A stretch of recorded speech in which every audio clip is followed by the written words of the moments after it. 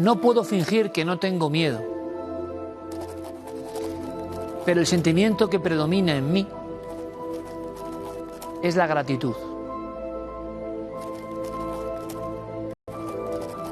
He amado y he sido amado.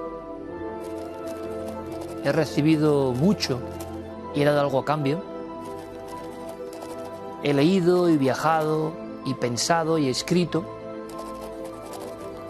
Y sobre todo, he sido un ser sensible, un animal pensante en este hermoso planeta. Y eso, por sí solo, ha sido un enorme privilegio y una aventura. Una noche de cielo estrellado, el gran científico Oliver Sacks, sabiendo que iba a morir, escribió esto. Lo dejó como un legado en un librito inencontrable que se llama Gratitud. Le diagnosticaron un cáncer, un tipo de cáncer que solo se reproduce en el 2% de los casos. Evidentemente al principio, ¿por qué a mí? ¿Por qué yo? ¡Qué mala suerte! Pero Oliver Sacks es un genio al que vamos a reivindicar. Un científico que se atrevió a ir un poco más allá. Y él hizo de su propio ser un libro póstumo hablando de la gratitud, de el increíble privilegio de haber sido vivo y pensante en un universo asombroso que es este y que puede ser fugaz. ¡Qué enorme ejemplo! Buenas noches, bienvenidos a Nada del Misterio. Ya verán cómo fue la vida y por qué se enlazó al misterio Oliver Sacks. Nos dejó una frase, un término que se llama voz de la vida. Yo quiero que esta noche escuchen la voz de la vida a raíz de los escritos e investigaciones de este hombre que ya está, quizá en el cielo estrellado.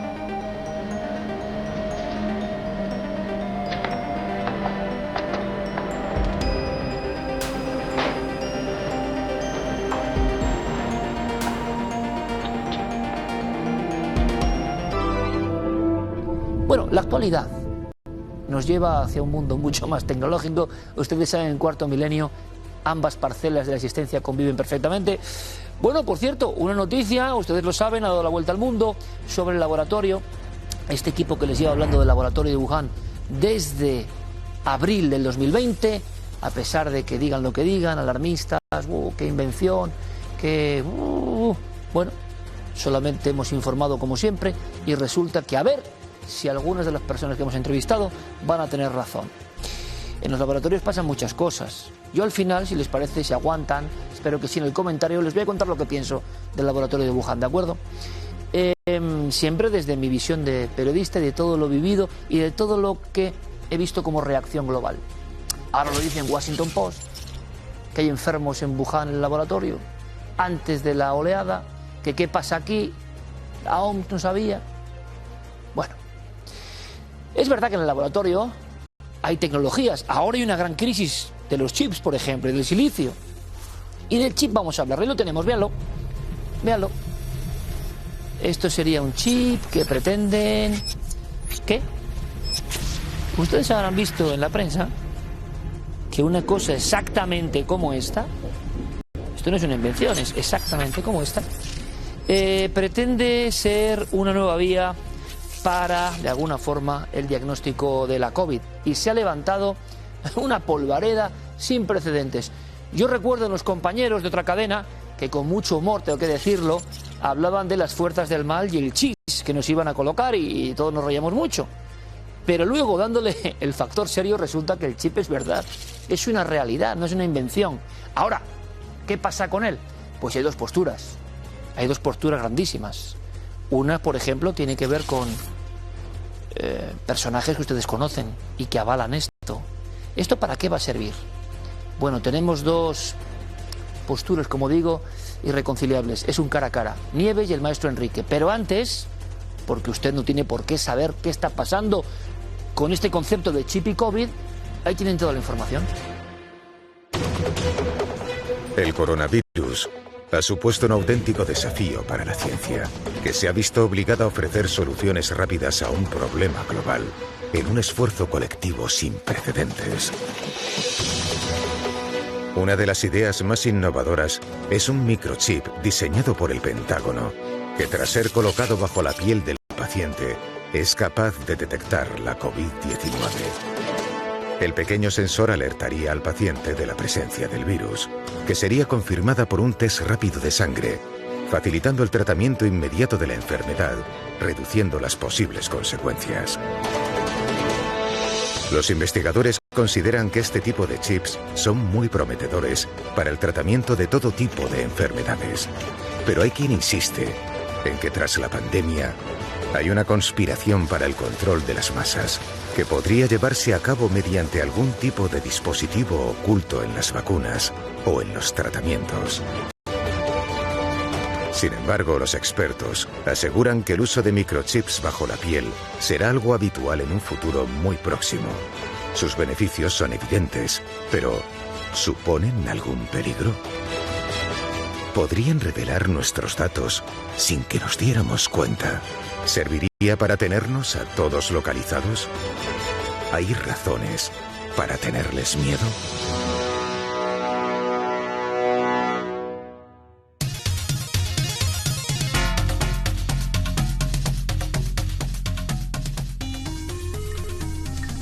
Tertulian Combat.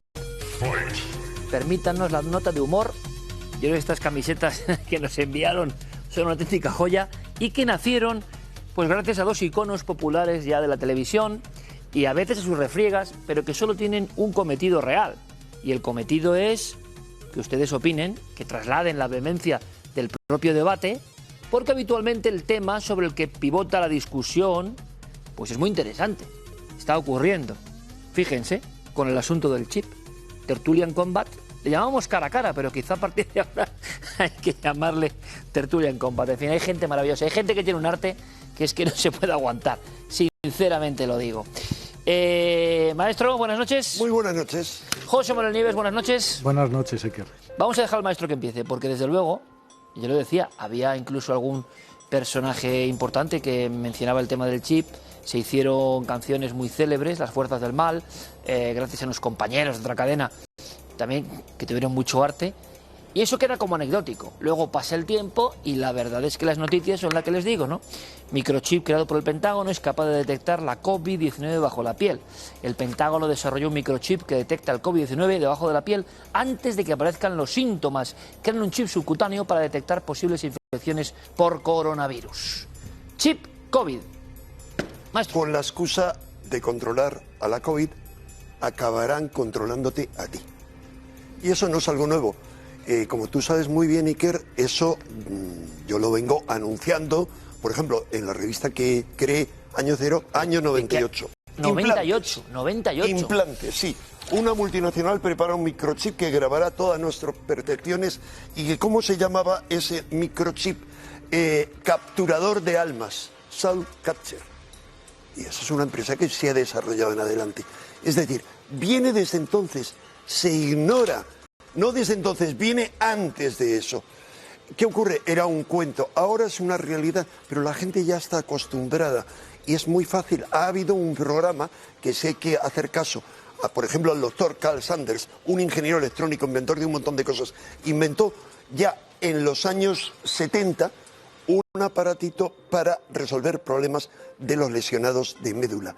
Y le invitaron a reuniones de una asociación mundialista en Bruselas y en Luxemburgo, y allí vio cómo discutían agentes de la CIA, políticos, profesionales, cómo concienciamos a la gente. Y dijeron, un agente de la CIA dijo, pues una buena propuesta es temor a que secuestren a los niños. Así que propongo que insertemos fotos de niños desaparecidos en las cajas de leche. Lo hicieron. Pero ahora ya no hace falta eso. Ahora te dirán, es por tu seguridad, después te dirán, es por tu salud, ya lo están diciendo, y a continuación te dirán, es para que no te quedes atrás. ¿Y para qué? Porque si no serás un apestado. No, ¿para qué es? No. Esto es como todo. Tiene como un cuchillo, como la energía nuclear, tiene una parte positiva y negativa. No voy a negar ninguno de los grandes beneficios que nos podría proporcionar, pero en manos de cualquier sociedad, de cualquier país, de cualquier gobierno dictatorial, como está sembrado el siglo XX de ellos, será el instrumento máximo para controlar nuestras almas. No voy a negar ninguno de los beneficios que tal, pero en manos de... Es que esa frase la aplicas al cuchillo de cocina y sirve igual. La aplicas a un palo de golf y sirve igual. Lo puedes utilizar para abrirle la cabeza a alguien. Es decir, el que no voy a negar que desde luego sobre todo las grandes empresas, algunas clases políticas dirigentes en determinados países hacen lo imposible por controlar a la población. Eso es un hecho, pero lo es ahora y en la época de los romanos. Es exactamente, eso es consustancial al poder, intentar controlar a las gentes que están sometidas. Ahora bien, te voy a hablar de tecnología. Actualmente, a día de hoy, es imposible, y lo subrayo 7 veces, crear ese tipo de chips que te controlen. ¿Por qué?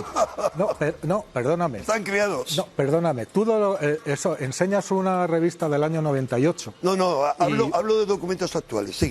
Sí, bueno, y también te refieres a... a documentos recientes, oficiales. Y como prehistoria del asunto... No, oficiales. Vale, y como prehistoria del asunto te refieres también a que ya lo intentaban en los años 70 y tal. Lo que hacían en los años 70, eso de las médulas, eran simplemente un dispositivo que te daba impulsos eléctricos. Ahí no controlabas absolutamente nada. Transmitías una corriente eléctrica y eso daba un beneficio a la zona afectada. Pero bueno, no vamos por ahí. Ahora mismo ya hay mucha gente que tiene chips subcutáneos implantados. Y los tienen, pero los tienen porque se los ponen voluntariamente, no porque se los ponga nadie. ¿Y qué tipo de chips? ¿Qué hacen esos chips? Mira, esos chips se basan en 2 tecnologías, solamente en 2, porque por ahora no hay ninguna otra. Una es la radiofrecuencia, el RFID, y otra es el NFC, que es lo mismo que llevamos en el móvil para pagar en los cajeros de los supermercados. Ninguna de las 2 tecnologías, esas tecnologías actúan a centímetros, nunca más lejos. Tienes que acercar entre 2 y 5 centímetros para que eso funcione. Y luego los chips hasta ahora han demostrado una gran ineficacia, primero en cuanto al tamaño, porque son demasiado grandes. Si tienen que transmitir algo a alguien, tienen que tener una fuente de energía. Y esa fuente de energía es una cosa complicadísima. Entonces, ahora mismo, esos se alimentan ¿de qué? De los que existen, de las radiofrecuencias y nada más. No son capaces de transmitir... O sea, que nadie podría, digamos, emitir órdenes... No, eso es lo que dice Nieves. Perdona. Y luego... Vamos rápido, Nieves.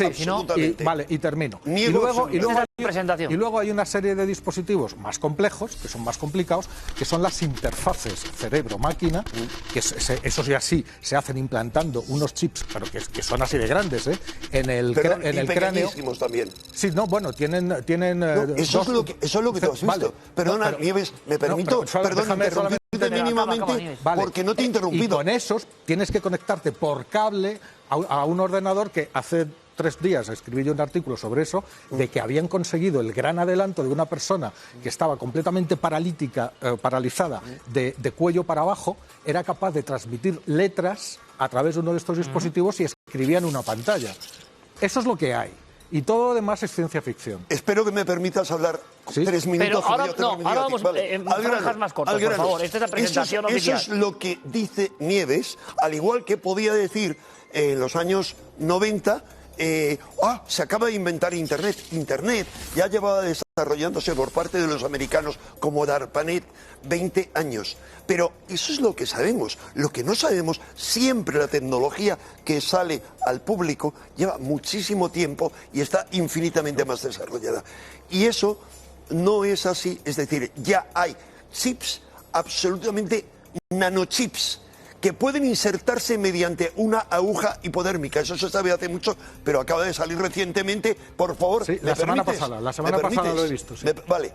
Pero eso ya existía hace mucho. Pero que haya debate. Vale, ¿no? Sí, pero le he dejado hablar 3 minutos. Sí, no, pero no podemos estar 3 y 3. Yo lo que tú mandes. Tú eres el árbitro en este combate. Que me permito añadir que para mí, con todo el cariño a Nieves, es un combate sagrado, como el que se plantea en el Bhagavad Gita, libro de referencia, como sabes, para los grandes de la ciencia. Hace una semana salió un estudio que es por primera vez por primera vez en la historia de la tecnología, un equipo, me parece que era del MIT, no me acuerdo de cuál, te puedo pasar el estudio para que Yo lo tengo también. que lo pongamos, habían conseguido un nanochip que tenía 0,3 milímetros y lo podías inyectar. Pero claro, las funciones no tenían ningún tipo de función todavía, porque normalmente serían funciones de tipo salud. Porque ¿para qué se está implantando la gente chips? Para cosas tan prácticas y tan cotidianas como abrir la puerta de casa, abrir el coche. Pero ya son ganas, ¿no? Los borregos, Bueno, los borregos normalmente dirigen, perdóname que te he permitido, dirigen la corriente de las masas, pero eso sí, al mando de los ingenieros sociales. Y vamos Tú a ver. has contado en este programa, permíteme, Enrique, Sí. y podéis ir en cualquier momento, Suecia. José Manuel, que esto iba a pasar, y hay cuartos milenios Hemos hecho uno. donde Enrique decía que esto iba a ocurrir acomodando a la gente, eso tengo que decir que fue así, a cuestiones de confort, electrodomésticos, y que por Claro. ahí iba a entrar el chip. Perdón, voy a seguir, perdona Nieves, porque Sí, sí. te he permitido hablar. Vamos a ver, no solo eso, es que aquí ya se ha dado el máximo. Se ha dado la implementación de lo que Naomi Klein llama la doctrina del shock. Sí, lo tiene O sea, siempre. provocando un shock. O aprovechando, perdón, no provocando. Algunos se provocan como el golpe de Pinochet del que ella habla aquí. Y otros pueden ser, da lo mismo, naturales o artificiales. Ha sido la COVID, aprovechando eso. A todo el mundo se va a vacunar, que es otra cosa que venían advirtiendo. Por ejemplo, David Icke ligaba las dos cosas, la implementación de las vacunas y la implementación de los chips en el año 1993. Vale, Enrique. 93, sigo, perdóname, Nieves. Entonces, ¿qué ocurre? Sigue. Gracias a eso, los ingenieros sociales crean o aprovechan un problema, tienen la reacción del público e implementan una solución, la que a ellos les interesa. Y ahí sería el chip Y la COVID. gente la va a aceptar. Y eso es la dictadura del Como futuro. te gusta mucho hablar, yo te voy a dar oportunidad de hablar. Te voy a hacer dos preguntas. La primera, espero que me la contestes corta. Sí. Uno, Y yo te voy a hacer otras. ¿Tú realmente crees que en las vacunas de COVID hay un chip metido? No. Dime sí o no, solo sí o no. Vale, no, vale, punto. vale. Y no discutamos más de ese tema que está prohibido. Estamos en mi turno. Está prohibido. No Estamos en quiero mi que turno. eliminen Vale. este programa. Pues entonces Sigue. gran parte de lo que has dicho Has ya, dicho, creo, ¡bum!, vale, te lo has vas, apartado sigue. tú solo. Y número dos, en el caso de que nos implanten un chip, como tú dices, Voluntario, ¿no? No, que nos lo implanten Ya. de alguna manera que no sepamos No, para entregando, controlarnos. quiero mi chip. ¿Me puedes especificar en qué consistiría el control que ejercería alguien sobre nosotros? ¿Me puedes decir? Absolutamente. Dime. Y te lo digo no en mis palabras, en las palabras de multitud de científicos, Dime. entre otros de la exministra de Salud de Finlandia, porque pueden no solamente controlar, alterar el comportamiento de la gente. ¿El comportamiento? Sí. ¿Cómo? Sí. ¿Cómo? Mediante, modulando, por ejemplo, un chip implantado en el cerebro, como ya se están desarrollando, lo hemos visto en el caso de Pero Elon no para Musk. cambiar nada. A ver, permíteme que continúe, por favor, no me interrumpas. Entonces, es posible alterar el comportamiento del cerebro. Me remonto a algo. El doctor Rodríguez Delgado. El doctor Rodríguez Delgado, como sabes, sus investigaciones de hace 70 años sobre los implantes en animales fueron financiadas sin que él lo supiera. Él me sostenía siempre. Era la Navy, la Marina. No, formaron parte del MK Ultra. Parando al toro. La famosa Pero, historia que hemos pero contado. el desarrollo de eso. Sí, ¿Qué sí. le dijo el doctor Rodríguez Delgado?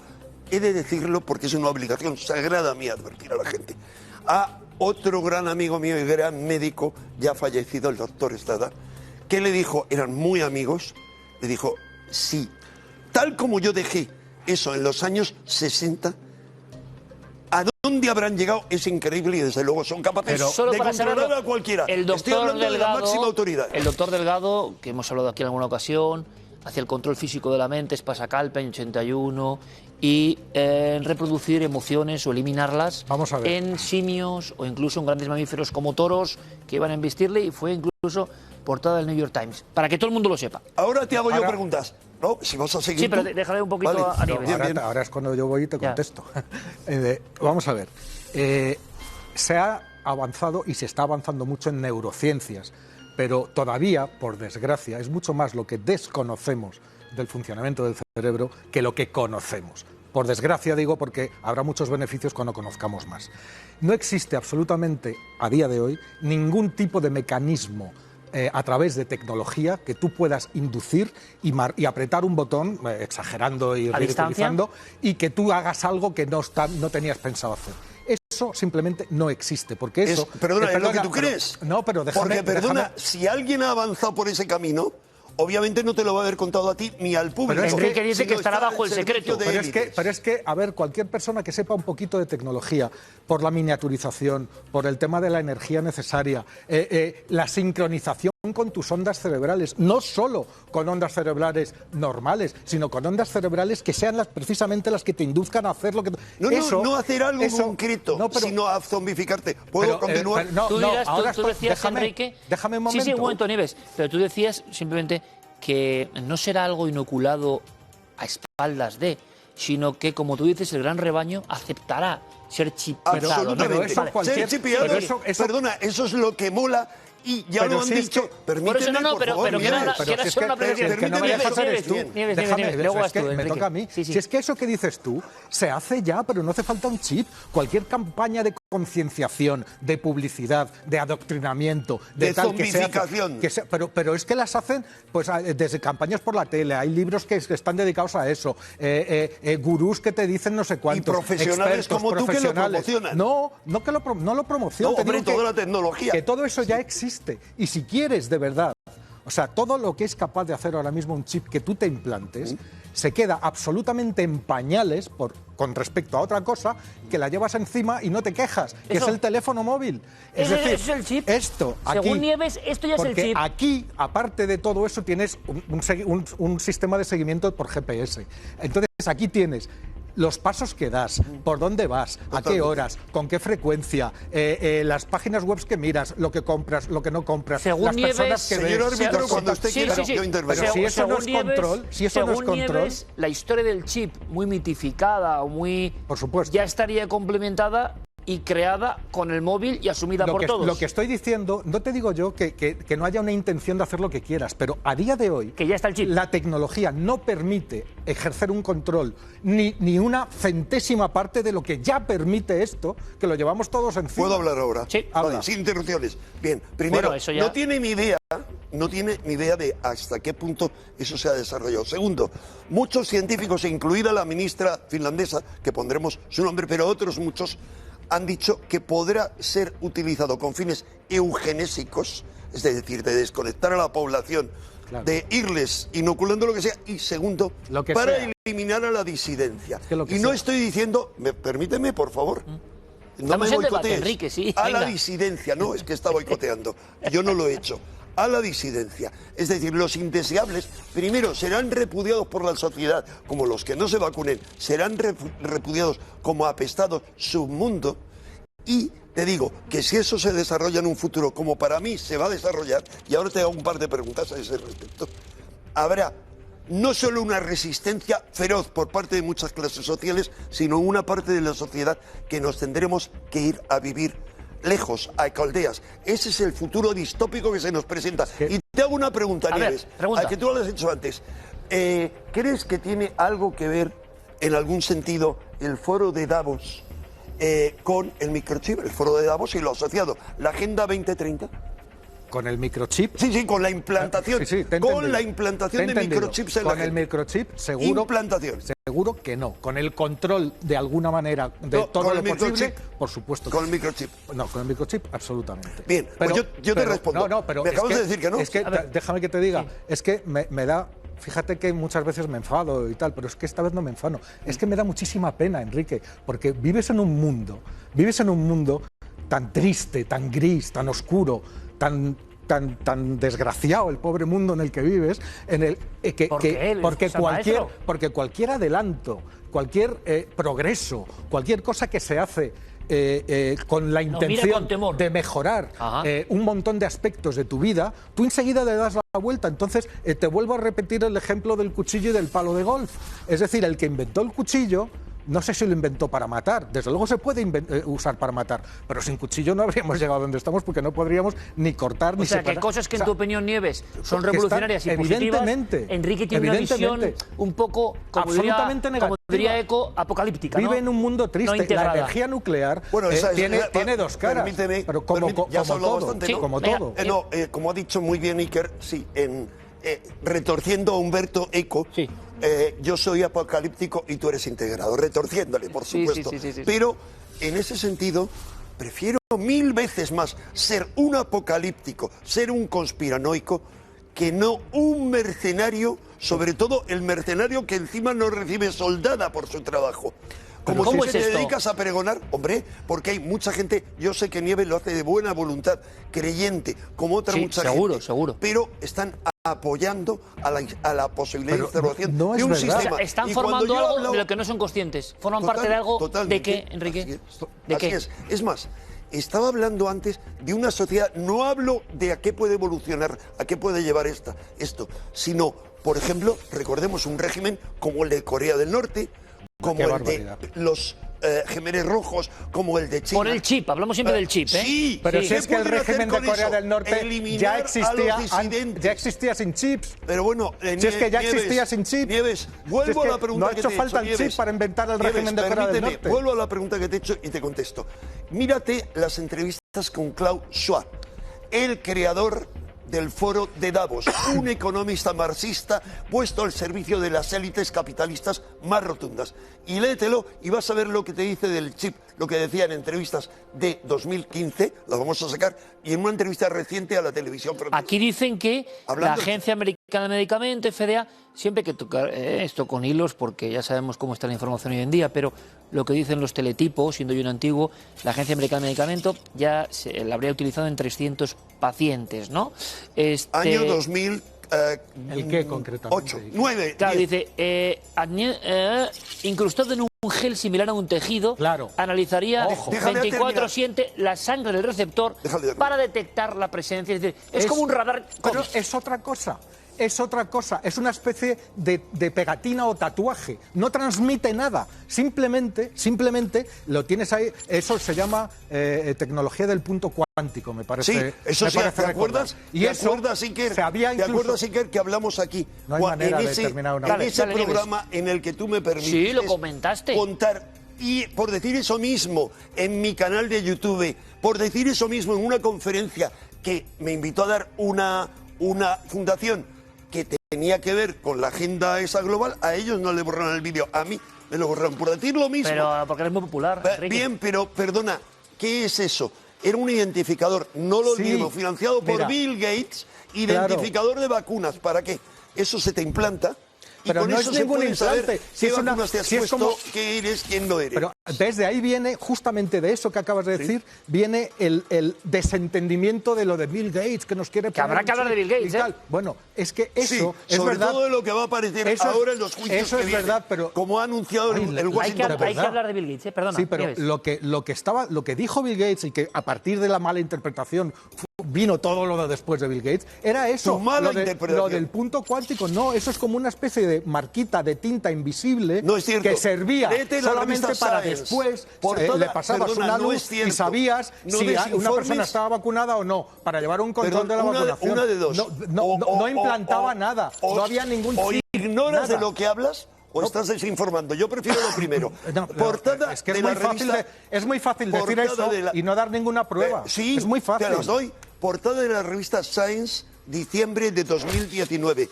Portada de la revista de la Universidad de Rice, diciembre del 2019. Es algo que se te implanta, se llama tatuaje, se te implanta. Que si es un tatuaje no te lo implantan. Pero déjame hablar. Si es un tatuaje no te lo implantan. Te lo ponen en la piel. Lo llaman así, es una forma de hablarlo. Identificador de vacunas.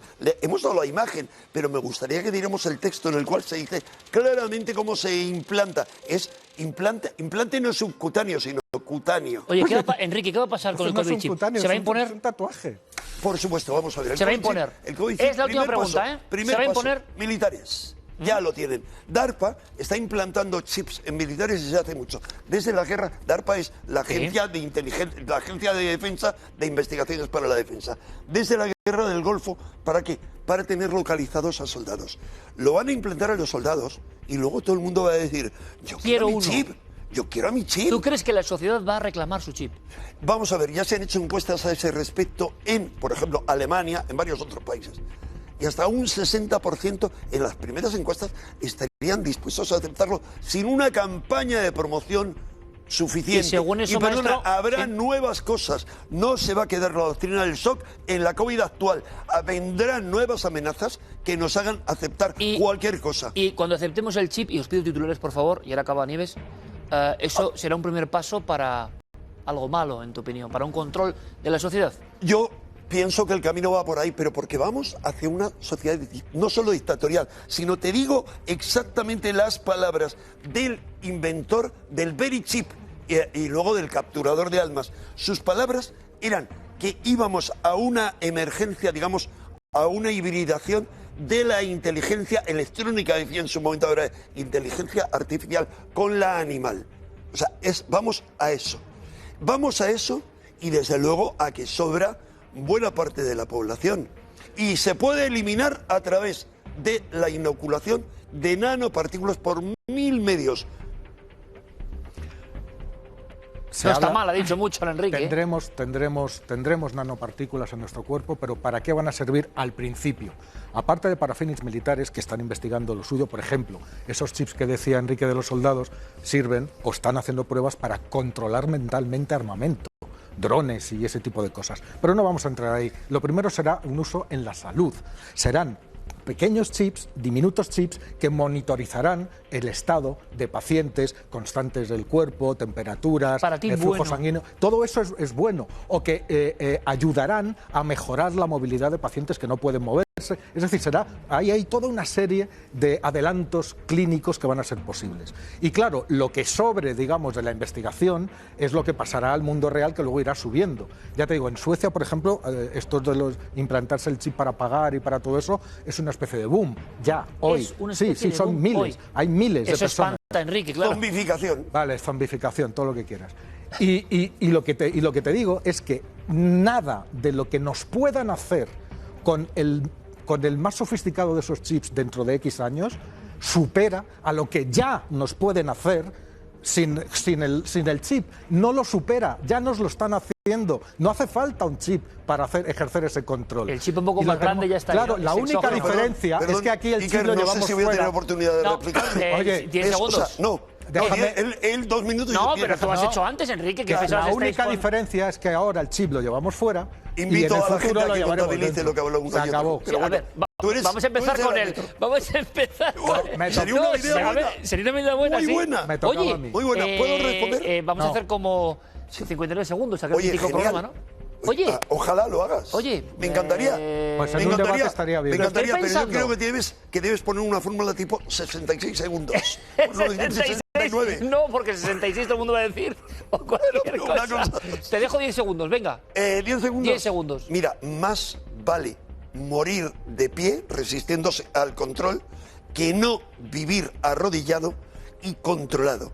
Esa es mi opinión. Y te digo, Nieves, te digo una última cosa. Dime, hijo. Quítate la venda de los ojos. Ay, por Dios. O el chip. Quítate la O el venda chip. de los ojos. Abre tu mente. Despierta, Nieves.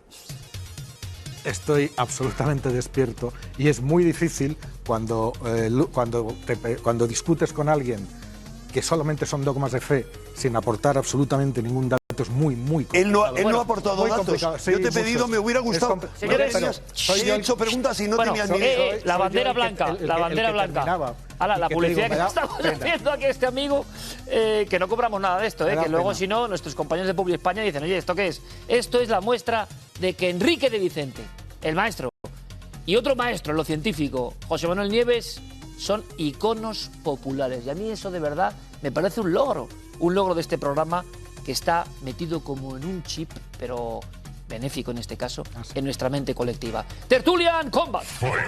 Maravilloso, los dos, maravillosos, de verdad. Ahora, en cada salón, en cada lugar, en cada dormitorio, en cada donde quieran, el debate, ¿eh? Maestro, gracias. Gracias Nieves, a ti, gracias tío. como siempre, maravilloso. Y lo que viene ahora les va a sorprender. Esta nave pasa del chip tecnológico, del chip de DARPA, del chip del Pentágono.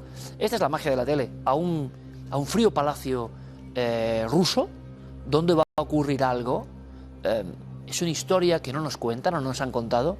Y yo les adelanto que nadie se la va a relatar así. Vámonos a la época de los zares, por favor.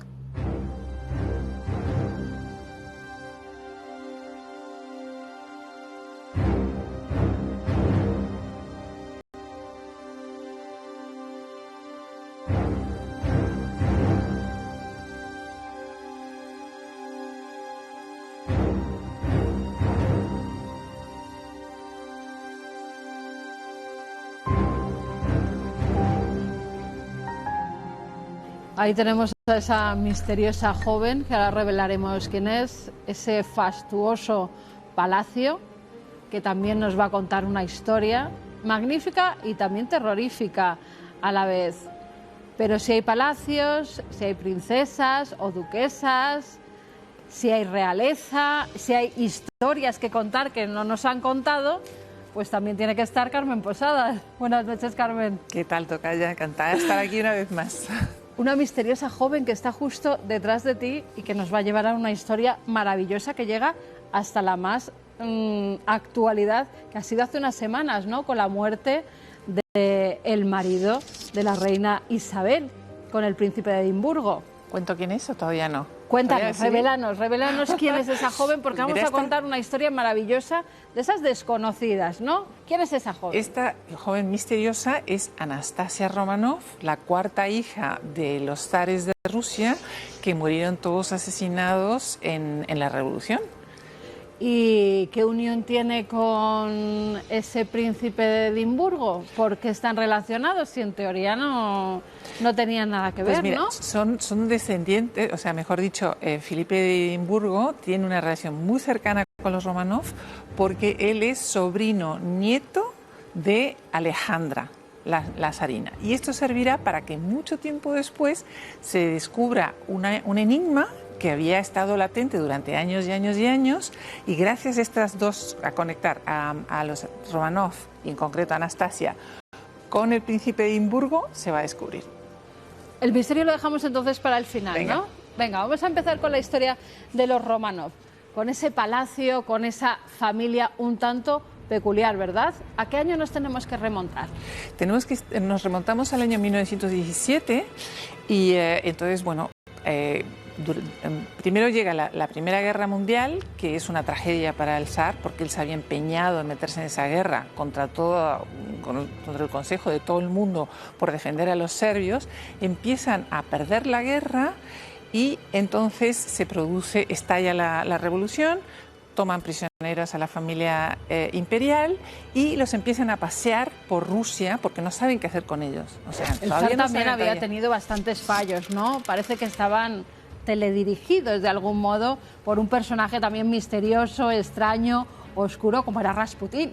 Claro, tú sabes que detrás de todos los hechos históricos siempre está lo que llaman el factor humano, ¿no? Y en este caso el factor humano era que los zares habían tenido 4 niñas guapísimas, porque es que eran verdaderamente espectaculares, y por fin llegó el varón que también era guapísimo, pero este aquí que era hemofílico, porque la zarina era nieta de la reina Victoria, y la reina Victoria esparció la hemofilia por todas las casas reales. Sin ir más lejos, por ejemplo, 2 hijos de Alfonso XIII eran hemofílicos, también eran parientes de la reina Victoria. Bueno, entonces, este niño, que como te digo era guapísimo, a cada rato se les estaba muriendo porque se cortaba un dedo y se desangraba. Bueno, y el único modo que este niño dejara de sangrar era la presencia de un starest, que no es exactamente un monje, pero es una especie de, para entendernos, es un monje que se llamaba Rasputín.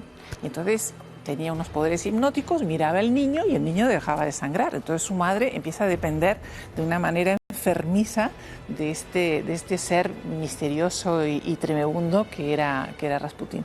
Entonces, cuando estalla la Primera Guerra Mundial y el rey se empeña, el zar, mejor dicho, se empeña en seguir adelante con la guerra, todo el mundo le echa la culpa, por un lado, a la princesa, mejor dicho, a la zarina, que era alemana. Date cuenta que están peleándose contra los alemanes. Que nunca había sido buen vista, además, por la población, ¿no? Exacto, y le llamaban la alemana, claro. La detestaban. Y después a Rasputín, que pensaba que le estaba dando malos consejos al zar. Y a raíz de eso, ¿qué empieza a pasar, ¿no? Hay una revolución porque están en contra de todo lo que se dice, incluso se llega a hablar de la relación que tiene Rasputín con la zarina, ¿no? Empieza la prensa también a especular y empiezan a estar en contra de la familia real. Bueno, corrían horribles rumores, decían que estaban liados. Rasputín era un hombre muy atractivo a pesar de que era un tipo repugnante. Contaban que tenía la barba toda llena de fideos, incluso con unos piojos que se paseaban por aquí.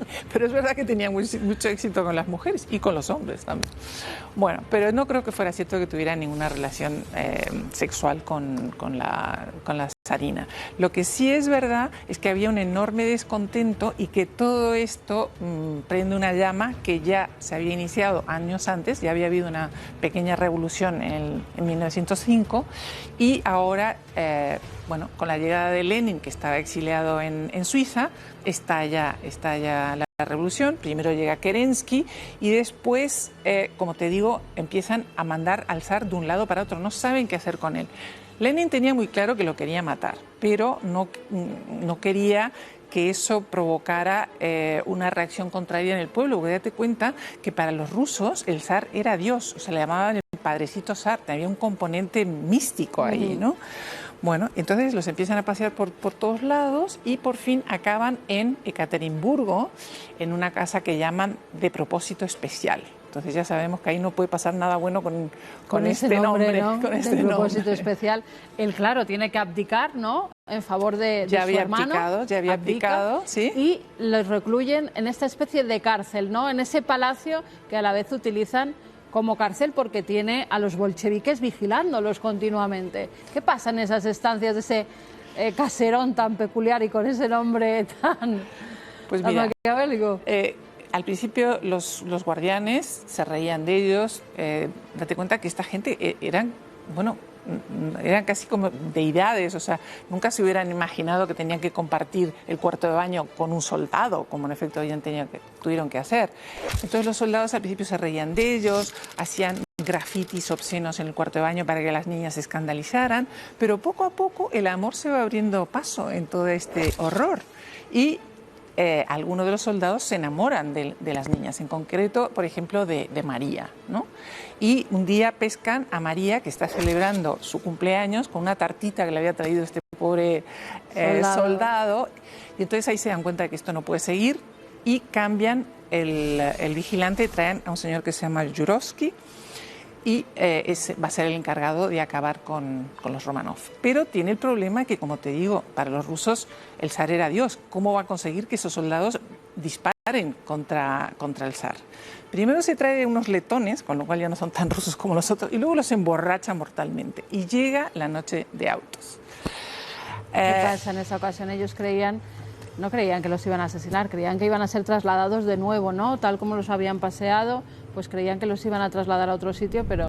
Claro, sobre todo porque se oían muy cercanos cañonazos, o sea, que se estaban acercando el ejército blanco, que eran los que querían poner al zar una vez más en el poder, y la zarina dice en su diario, porque lo increíble es que todo esto está documentado minuto a minuto porque cada uno de ellos escribió un diario. Claro. Y la última entrada de la zarina dice, parece que por fin nos van a liberar, estamos tomando nuestra medicina. Y esto era una cosa en clave que quería decir que estaban preparando las joyas que se iban a llevar. Eso que tenemos ahí, ¿no? Esos Exacto. corsés que dentro tenían cosidas, llevaban todas las joyas de la realeza, ¿no? De la corona. Nada menos que 8 kilos de joyas tenían que, de alguna manera, camuflar. Entonces las niñas se cosieron toda su ropa interior, los corsés llenos de piedras y de cadenas de oro y de todo tipo de metales, etcétera. Como te digo, hasta 8 kilos. Y luego la zarina y su dama también las llevaban en la almohada. Bueno, oyen los cañonazos, Yurovsky dice, ha llegado el momento, tenemos que matarlos, van a la habitación del médico, que estaba con ellos, había otros 3 criados aparte, y le dice, llama a la familia que nos vamos. Y entonces todos se visten, se ponen los corsés y todas estas cosas. Enjollados. Bueno, parece que nos van a liberar, vienen los cañones, vamos, por fin saldremos de esta. Y les dicen, bueno, vamos a bajar el sótano porque les tenemos que sacar una fotografía. Y entonces los ponen todos contra la pared. Y el zar dice, deme por favor una silla para mi mujer y para mi hijo que está enfermo. Entonces les traen unas sillas. Y en ese momento entra Yurovsky y le dice, Nikolai, le llama por el patronímico, y dice, ha sido condenado a muerte.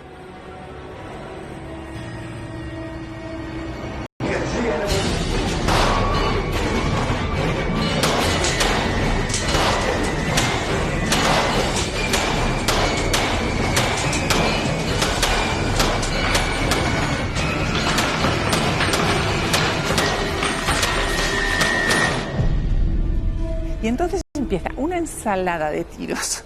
Vienen todos estos que estaban borrachos, que te digo, y empiezan bueno, una humareda, date cuenta que además que es un cuarto relativamente pequeño, con lo cual se llena de humo, se llena de polvo, y cuando se clarea un poco el polvo, ven que los hombres han muerto y las mujeres no. Dicen, ¿cómo es esto posible? Pues si es que hemos tirado un montonera de balas. Y se dan cuenta de esto que tú decías, que los corpiños y las almohadas rellenas de joyas habían servido de protección y estas niñas estaban lamentablemente vivas porque las tuvieron como que un chaleco rematar. antibalas. Claro. Con todas las piedras había servido para que las balas pues no hicieran Así su que las efecto, tuvieron ¿no? que rematar a la bayoneta. Aquello fue una escabechina espantosa. Ya tenían preparado el camión, lo habían dejado encendido para que hiciera ruido, para que de alguna manera disimulara el ruido de las balas. Los montan todos ahí y se los llevan a una mina por ahí lejos, que los van a rociar de ácido sulfúrico para hacer desaparecer los cuerpos. Y en efecto, durante muchos años nadie supo qué había pasado ahí. Los bolcheviques reconocieron que habían matado al zar, pero no que habían matado también al resto de la familia. Se podía volver en su contra, ¿no? El matar a esas niñas, Claro. a ese pequeño. En el fondo estaban acabando con niños y eso se podía volver contra ellos. Y entonces lo ocultan. Entonces lo ocultan y eso da pábulo a que surjan un montón de leyendas. Y de repente empieza a aparecer un chico que dice que es el Zarevich. Imagínate si el pobre Zarevich, que era hemofílico, iba a sobrevivir a esa matanza. Imposible. Y empiezan a aparecer muchas falsas Anastasias. Y aquí llegamos a nuestra Pero hay una en protagonista. especial que es la que es un quebradero de cabeza durante años. Casi, vamos, hasta hace muy poquito, ¿eh? Y que tuvo una vida que luego nos contarás que no fue al final muy feliz del todo. ¿Qué pasa con esa falsa Anastasia o no falsa? ¿Logró sobrevivir Anastasia o...? Pues mira, la historia es la siguiente. Al cabo de 2 años de la muerte de los zares, apareció medio ahogada en un canal en Berlín una chica muy joven. Entonces la sacan del canal y la llevan a un sanatorio y ahí había una enfermera que había salido huyendo, era rusa, y había salido huyendo de Rusia y de repente ve a esta chica y dice, es la gran duquesa Anastasia, es que es ella, es ella. Entonces se lo empieza a comentar a todo el mundo y va a hablar incluso con la chica y le dice, sé quién eres. Y la otra en alemán le dice, no digas nada. Entonces, bueno, se empieza a formar una especie de psicosis general, se corre la voz de que Anastasia está viva, porque aparentemente se parecían, físicamente se parecían mucho, y la primera persona de la familia que aparece por ahí es la hija del doctor Botkin, el que te he mencionado antes, que muere con ellos, con los zares, ¿no? Y esta chica dice, es Anastasia, es Anastasia. Da la casualidad que esta persona que había aparecido en el canal tenía el cuerpo lleno de cicatrices. Y además tenía el mismo defecto que Anastasia, que tenía juanetes, que no es algo muy distinguido, pero lo tienen hasta las princesas. Claro. Entonces ya, claro, viendo el parecido físico, también esa deformidad, entre comillas, que eran los juanetes, dicen, está claro, es Anastasia que ha sobrevivido. Es Anastasia. Bueno, como te digo, viene la hija de Botkin y dice, es Anastasia. Entonces, habla con ella y la otra no habla ruso, entiende un poquito. Entonces ella empieza a decir, bueno, pero no te acuerdas, acuérdate, ¿cómo se llamaba el perrito de tu hermano? ¿No te acuerdas? Y la otra, no, tengo amnesia, no me acuerdo de nada. pero la señora esta Botkin le decía, se llama Joy. Entonces, la próxima vez que venía alguien, le preguntaban y dije, bueno, no me acuerdo de nada, pero me acuerdo del perrito, Era una persona muy inteligente, iba incorporando toda la información que le daban las personas para ella misma crear su discurso. Parece que empieza a haber detractores, pero también personas que apoyaban a esta extraña muchacha que había aparecido, y algunos incluso cuando llegaba a algunos países la recibían como si de verdad fuera una gran duquesa, ¿no? Sí, fíjate como el compositor Rachmaninoff, por ejemplo, que no solamente la agasajó muchísimo, sino que ella vivía gracias a Rachmaninoff, o sea, hasta que se casó con un ricachón que también estaba un poco loco porque se creía que era, antes de encontrarse con Anastasia, se había hecho una iglesia a su culto, mejor dicho, el culto de Afrodita, y él era obispo de esta iglesia, pero estaba encantado de ser el yerno del zar. Bueno, entonces, durante muchísimos años, todo el mundo piensa que ella es la gran duquesa Anastasia, y se muere el año 1984 y queda la incógnita. Había habido un juicio, uno de los juicios más largos que se celebró nunca en Alemania, y el veredicto del juicio fue: no podemos afirmar ni que sí ni que no. Con lo cual todo el mundo pensaba que sí, que era. Pero esta extraña muchacha que se había casado con ese ricachón que dices, también había llevado una vida un poco extraña, ¿no? Llena de gatos, sí, con unas casas llenas como el síndrome de Diógenes, ¿no? Llenas de basura y de gatos y de animales. Sobre todo de animales. Tenía lo que se llama el síndrome de Noé, que es tener millones de animales y no ocuparse de ellos. O sea, estaba llena en concreto de gatos, pero en fin, también otros tipos de animales que pululaban por ahí. De vez en cuando enloquecía y salía desnuda y montaba unos números, pero todo lo achacaban al trauma. Entonces, claro, con el trauma de su fusilamiento, pues todo quedaba opacado. Bueno, la cuestión es que, como te digo, se muere Anastasia. Y todo el mundo convencidísimo de que era ella. ¿De qué era? Muy bien, pasan los años, pasan 10 años y al cabo de ese tiempo aparecen los restos de los Romanov en la mina en la que estaba. Bueno, entonces empiezan a hacer pruebas de ADN para ver si son los Romanov o no son los Romanov. Y necesitan cotejar este ADN con alguien que perteneciera a la misma familia. ¿Y a quién eligen?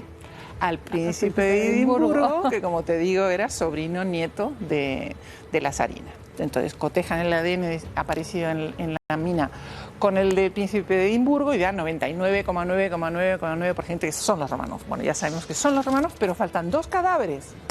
¿Y qué 2 cadáveres faltan? Justamente el del Zarevich y el de Anastasia.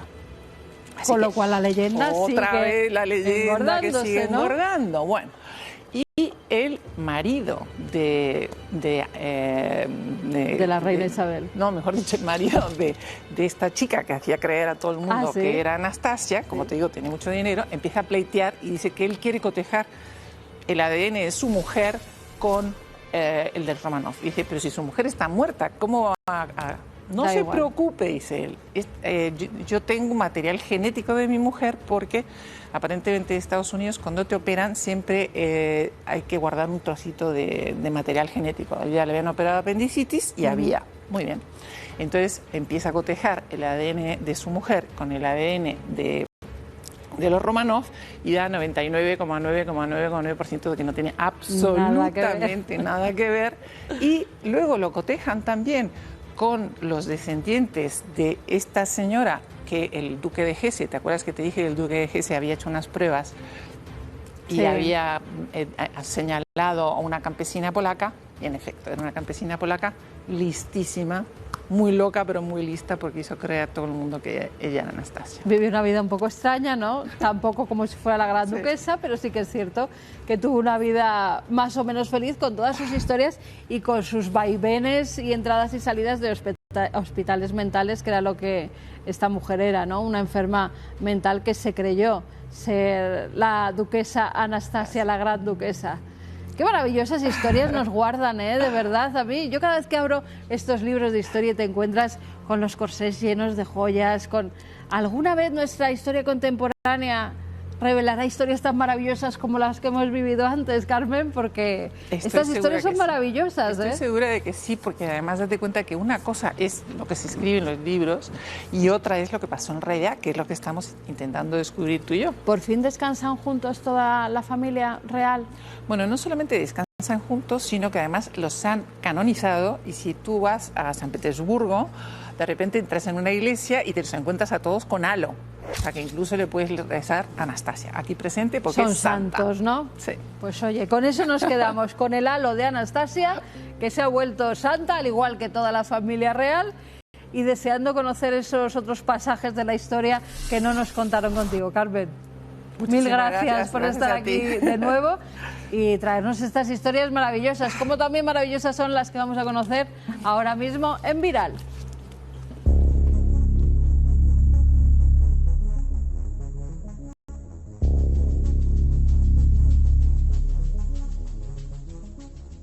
¿Qué les parece si después de esta inmersión en la historia, contada de forma magnífica, nos metemos en un tema mucho más serio? Tan serio como el tonto de la semana. Que se va a convertir en lo más visto de Cuarto Milenio, no me cabe la menor duda. Creo que fue Minutos de Oro. Sí, sí. Minutos de Oro en la tele es que está siendo lo más visto. Había aclamación popular. No me extraña. Poner un programa. ¿Este es el tonto de la semana?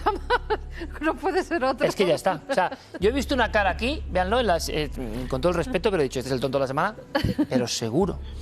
Pobre hombre, tan ilusionado le vemos aquí acompañando a su hija. Cuando los hijos te hacen acompañarlos en estas montañas rusas, ¿no? En esos grandes parques. Pero claro, tú vas con esa sonrisa que vas diciendo, qué bien, hija, a ver cómo es esto. Venga, no te preocupes, niña, ya verás cómo vamos a estar bien, tú desconecta. Ay, papá, que esto parece que se pone... Tú mira la cara del padre, simplemente mira su cara... ¿Qué cara? Su boca. Es un muñeco de cera en este momento. Entonces vas a ver cómo va cambiando, ¿no? Cuando empieza a activarse la atracción, es cuando el padre ya con esa risa nerviosa. Es el Joker. Que llevamos todos los padres cuando va a empezar la risa nerviosa. De, esto lo he vivido yo muchas veces, No pasa nada, pero sí que pasa. Vas por dentro diciendo, ¿para qué me he subido yo aquí? Cara. Pero es que de repente, mira, boca bien abierta. Sí. Muy abierta. ¿Hasta qué? ¿Te has dado cuenta? ¿Qué pasó? Se ha quedado sin un diente. pero ¿y por qué no? Se le ha salido un diente. Pero, hombre, el tonto de la semana está mellado. Es alguien que hace algo... Una tontería. Tontería es subirte con un diente postizo, a una atracción. Esto no me lo esperaba yo, por favor. Porque y la hija no se ha dado cuenta. Y él tampoco, al parecer. Porque... De verdad. Mira. Esto ya es un programa de Arévalo. Ahora parece que se ha dado cuenta. La niña también. ¡Ay, papá! Es bestial. Que se te ha ido volando. Es bestial. Es el tío Azarías de Los Santos Inocentes, la Milana. Yo pensaba, fíjate, aparte del padre... Oye, con todo el respeto, pero es genial. ¿El diente dónde se habrá ido? Porque tú imagínate que el de atrás va también con la boca abierta. Y ve un objeto volante... Y el diente va directo. El desdentado. O sea, el momento un diente volante no identificado. Ahí va el hombre, ahí tiene todos sus dientes, ¿no? Pero hay un momento en que, y él está tan tranquilo diciendo, qué bien, qué emoción. Fíjate cómo me está aguantando la cara ahí. Ahí está el efecto. Además, bueno, pero yo no estoy de acuerdo. Perdóname que te diga, pero el tonto de la semana es alguien que, hombre, hace por hacer el tonto. Y en este caso es un accidente, ¿no? Un accidente no. Tú si te subes con un diente falso a una atracción y abres la boca, se te va a salir un diente. ¿Quién se va a imaginar que por tener un diente falso se te va a ir en la montaña rusa? Pues sí, porque los dientes falsos no están sujetos. Yo creo que tiene que ser más de alguien que hace más... Bueno, yo esto lo tenía que sacar, me da igual. Tú lo viste y dijiste, tiene que ir. Totalmente. O sea, yo vi la cara de este hombre mellado y dije, Bueno, es que es lo que pasa, que da un poco de cosa, ¿no? No te quedas como con el de la rata... O el de la medusa haciendo el tonto. Este es un tonto, no, este es un, tonto accidental. No, pero vamos a ver, no. Venga, a ver. Estados Unidos. Esto es Chicago, es un edificio que está en llamas, uno de los pisos. Gato. ¿Sí? Gato desde la 5ª planta que sale volando. Gato volandeiro, mira. Rías, ve que hay fuego, se tira. Mira. Hombre, claro que se salva. Cae con las 4 patas, rebota, pega un bote... Y ahí está, tan campante, eso de los gatos, las 7 Pero es increíble. De los gatos, pues mira, lanzado. ¡Sium! Yo te digo, a mí me pasó en Torrevieja. con un gatito que teníamos también, desde un tercer piso, que creíamos que se había matado, no le pasó absolutamente nada. Los gatos caen en 4 patas y de pie. Alucinante. Fíjate, hablando de gatos, este era un gato un poco más grande en un parque de estos nacional de Estados Unidos. Tú vas haciendo footing y un puma te empieza a seguir. Ah, esto fue muy célebre, sí. Y entonces, no porque ha sido esta semana. O sea que... El puma que le va atrasando, el tío esta semana ha sido el puma, sí, esta misma semana se ha grabado... ¿Pero es otro caso, entonces? Es otro caso, claro. Ah, es que hubo uno que iba hacia atrás y el puma le seguía. No, este está en un merendero, va corriendo por este sitio y se da cuenta de que hay un puma. Y entonces recuerda lo que le han dicho. No tiene que darle la vuelta. Tú sabes lo que nos dicen cuando grabamos con felinos, ¿no? Sí. Que no tienes que darle la vuelta porque te ven como una presa y entonces se lanzan contra ti. Por eso él va caminando hacia atrás hasta que consigue llegar a su coche. Pero el puma venga a seguirle todo el tiempo. Y él oía cómo iba, claro, cada vez más rápido, la cola, decía, pero él consigue llegar a su coche. Pues está pasando de una vez. Sí, claro, es que hay pumas. Pasamos de una vez. Por esas no, zonas, pero que el vídeo de yéndose hacia atrás y el puma porque son las avanzando. Recomendaciones que te sí, dan. ¿se conocen allí? Sí, se conocen. Bueno, un puma es cosa seria, ¿eh? Además, yo recuerdo a te nuestros dicen... amigos de Fauna y Acción y además muchos son de animales abandonados o de animales de tráfico internacional. Amigos de Fauna y Acción, como Tete, como Alex, como toda su gente, Patrick, que los recogen, los alimentan, los cuidan, y hay tigre, hay león, pero el puma, tenían un especial cuidado con el puma, y el puma, tú veías la agilidad que tenía, siendo igual de peligroso que los otros, un poco más pequeño, pero te saltaba de ahí arriba, a ese estado de allí, enseguida. pero en vertical. Sí. A mí eso me impresionó. O sea, el salto en vertical, sin ningún tipo de carrerillas, sin nada. Y decías, uff. Pues eso, la recomendación es si te encuentras con felinos de estas, que camines hacia atrás y que hagas parecer que eres tú más grande. Bueno, es decirlo, porque sí. entonces ellos se asustan. Esto es como aquel hombre en Cantabria que estábamos filmando, ¿tú te acuerdas? Y nos decía, aquí puede aparecer el oso. Y dices, hombre, bien, todo allí. ¿Y qué haces con el oso? Te pones en posición de cuclillas como si estuvieras defecando y entonces el oso se va. Y tú dices, no nos parece muy lógico, si parece un oso gigante ponerse de cuclillas ahí. Pero te acuerdas que lo decía el hombre muy convencido. Sí. Yo no sé si lo puso a prueba o no, decía que sí. Son remedios que existen contra el ataque del animal. Sí, Ahí va, este es un pez abisal. Exactamente, un pez abisal Sí, en Australia. Se lo han ¿Cómo se encontrado llama este pez? en la playa. Allí le llaman pez balón del Pacífico. Y tiene esa antena, que es la que... luminosa. Exactamente, es luminosa. Es un pez que vive a más de 1000 metros. Rarísimo. Lo que pasa es que es muy raro encontrarlo en tan buen estado, porque normalmente por la presión, ¿verdad?, se estallan. Pero en este caso los lo pinchos encontraron. que tiene, como una bola de los pinchos. dientes negros, Brutal, ahí están los dientes brutal. negros, que son muy característicos para Es brutal y las muy difícil presas. de ver, ¿eh? Sí. A ver, le llaman demonio del agua o tiene un nombre así en Asia. Pero fíjate cuando se lo encuentran en la playa, ¿eh? Fíjate. Es que esto es lo raro, que estuviera en tan buenas condiciones en la playa, o sea que es ¿Te acuerdas? que... El único sitio donde había alguno de estos vivos que era en Biarritz, que estuvimos viéndolo, Sí, y el sí, cartel sí, era unas- Monstruos del Abismo y Sí. salía con la luz. De los poquísimos sitios donde tenían uno de Tenían estos alguno en vida, conservado, en vida. ¿verdad? Y además mal conservado porque estaba bastante deteriorado. Y acabamos aquí. Mira. Espero cualquier cosa, veo un río. Ya No te lo vas a imaginar, es una A ver. granja, pero una granja extraña. no me lo puedo creer, me habéis dicho algo, sí. Y Me has además dicho algo. en un sitio conocido por las últimas noticias del COVID, en Yunnan. No me lo puedo creer. ¿Saben lo que es esto? ¿Saben ustedes lo que es esto? Piensen, no digas todavía, piensen. Una red de cables que hay, bueno, en bridas se Como con gastan muchos ordenadores un imperio. o Algo máquinas funcionando. raras, ¿no? Algo funcionando. De esto vamos a hablar, ¿eh? Con la mesa de las tres barbas, ¿eh? 24 horas. La mesa de las tres barbas tiene que venir para esto. Día, noche. Ahora parece que ha bajado algo lo que emiten, pero ha subido muchísimo Están en los minando, últimos ¿no? años. Tric, tric, tric, minando. Tric, tric, tric. Minando. Una granja de bitcoins. Una granja de Esto minería para bitcoins. Son los donde se producen, ¿no? O donde se van intercambiando los bitcoins, porque tampoco entiendo muy bien qué hace esto. Lo que decía la noticia es que están, por primera vez dice que se emiten estas imágenes y que están en esa granja de Yunnan, donde continuamente están generando pues intercambios, Buenísimo. subidas, bajadas de Esto está moviendo el bitcoins. mundo, ¿eh? Ojo, ¿eh? Granjas donde los procesadores van minando y se consiguen bitcoins. Esto, quien no está Yo en no el... lo entiendo. Vale, pues por eso vamos a convocar en un par de semanas a la mesa de las tres barbas, que tanto éxito tuvo, y se lo agradezco, para que nos cuenten qué pasa con los bitcoins, qué está pasando ahora, qué pasa con los bitcoins, entre comillas, criptomonedas nuevas con el señor de España, qué pasa con Tesla, qué pasa con Biden, qué ocurre con China y las criptomonedas, e incluso, si es posible, con el amigo Roberto Lloreda, a ver si podemos hacer alguna transacción.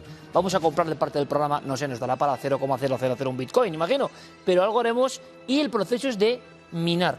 Vamos con noticias. Venga, vamos con algunas. Empezamos, mira, es que hay de todo. Obama, Bueno. Obama. Venga. Obama. Obama. Ahí está así, venga, Obama. Comenzamos en Estados Unidos, ya que el expresidente Barack Obama ha hecho unas declaraciones sobre los ovnis que han dado la vuelta al mundo. En la CBS se le preguntó su opinión sobre los objetos volantes y afirmó que hay imágenes y registros de objetos en el cielo que no sabemos exactamente qué son. No podemos explicar cómo se movieron o su trayectoria. Todo esto se produce mientras medio mundo está esperando a que a mediados de junio el Departamento de Defensa y las agencias de inteligencia den a conocer un informe histórico sobre el avistamiento de ovnis tras una petición del Senado de Estados Unidos. Recordemos que Defensa liberó unas grabaciones de 3 avistamientos ovni grabados en 2004 y 2015, de los cuales no se pudo explicar su origen. Además, el portavoz de la Marina, Joe Gradisher, aseguró entonces que los militares veían estos eventos con relativa frecuencia, pero que no solían informar de ellos, sobre todo porque tenían la cosa de que les pudieran tomar por locos, por eso los pilotos se callaban. Era un programa tipo late night, tipo con muchas entrevistas. Humor, sí. Y Obama empieza diciendo algo así como, lo contamos en el live, dice, bueno, yo en cuanto llegué a ser presidente, pregunté dónde está alguna instalación, pero es que Clinton hizo lo mismo, Reagan hizo lo mismo, Jimmy Carter hizo lo mismo porque él vio un ovni. En fin, casi todos han hecho lo mismo. Y hay un momento de risas, es muy cool, de risas, bueno, de qué buen rollo. Y de repente Obama se pone en serio y dice, oigan, yo lo que he sabido como presidente de los Estados Unidos de América es que estas filmaciones son reales, existen, son objetos investigados por nuestro personal y gente muy seria y no damos un poco explicación, están ahí, el fenómeno existe, no sabemos qué es, pero está ahí. Y yo creo que todo el programa, toda la gracia se congela, que es Obama. Un día, si quieren, les contamos los Obama españoles, es decir, políticos españoles que lo han visto, Adolfo Suárez, un vuelo en el año 80, interpelaciones parlamentarias como la de Enrique Mújica, hay un sinfín, García Baxter, ministro de Agricultura en el avión que le transportaba, y caso OVNI con informes, hay muchos políticos españoles de gran nivel que tienen que ver con el fenómeno y no está mal, ¿eh? Venga, mira, esto te va a sonar.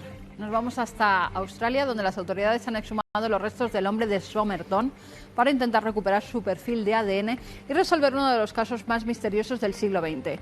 Durante el proceso de exhumación, que duró 12 horas, se comprobó que la etiqueta de identificación se correspondía con los restos del hombre cuyo cuerpo fue encontrado en una playa de Adelaida hace 73 años. El 1 de diciembre de 1948, el cuerpo sin vida de este varón fue hallado sin muestras de violencia y la autopsia no reveló ningún problema de salud que hubiera podido causar la muerte. La policía nunca logró determinar la identidad del hombre ni la causa de su fallecimiento. Solo tenían unas maletas, unas prendas de ropa sin ninguna etiqueta, escritura que hace pensar en un código, el libro Rubaiyat del poeta persa Omar Yaman y un trozo de papel con la frase Taman Shud, ha terminado en persa. Además, en el libro fue encontrado un número de teléfono perteneciente a una joven enfermera llamada Jessica Thompson, que siempre negó haber conocido al difunto. Se especuló con que fuera un espía ruso, un marinero, que tuviera negocios en el mercado negro, pero lo cierto es que no se llegó a ninguna conclusión. Ahora, tras coger muestras de ADN para ver si pueden dar alguna explicación sobre el misterioso hombre de Somerton.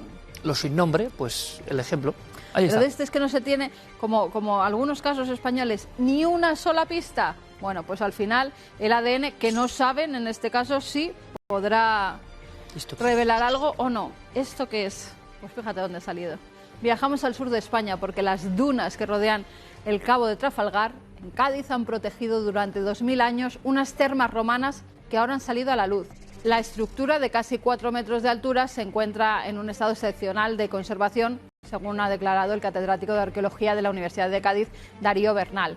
Según los especialistas, se trata de un sofisticado complejo termal rural que disponía de un circuito de aire caliente alimentado por un horno que emanaba a través de cámaras en el suelo y en las paredes. Su hipótesis es que estas termas servirían para dar un servicio de higiene y de ocio a los trabajadores de las almadrabas, de las fábricas, de las salazones y de la acuicultura de la zona. Así que tú imagínate a todas esas familias que han pasado por esas dunas, por encima de estos restos.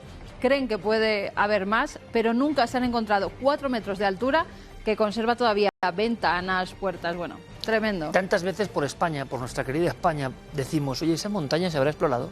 ¿Esa cueva habrá entrado alguien? ¿Debajo de este suelo habrán...? Porque sabemos lo que hay arqueológicamente, sí, allá donde se ha minado arqueológicamente, o ha habido un accidente. Pero ¿cuántas cosas desconocemos y estamos sobre ellas?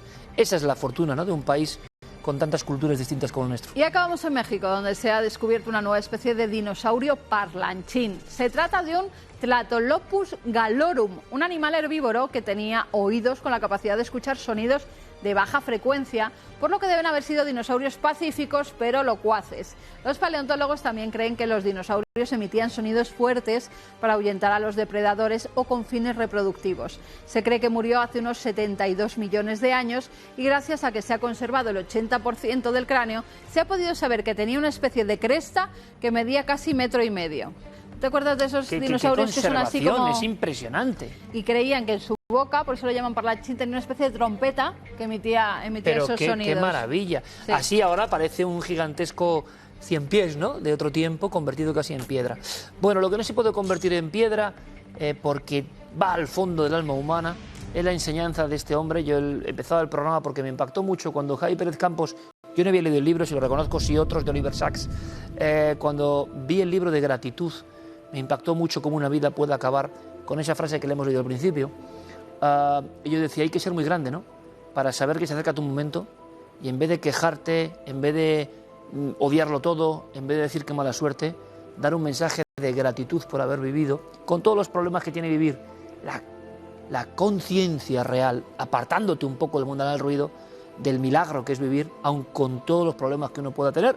Imagínate a Oliver Sacks, que un cáncer terminal que no se le ocurre reproducirse, le pasa a él, a un hombre que investigó toda su vida en la conciencia humana, que se enfrentó a todos porque fue un poco más allá, porque se adentró en el misterio. ¿Por qué se adentró en el misterio?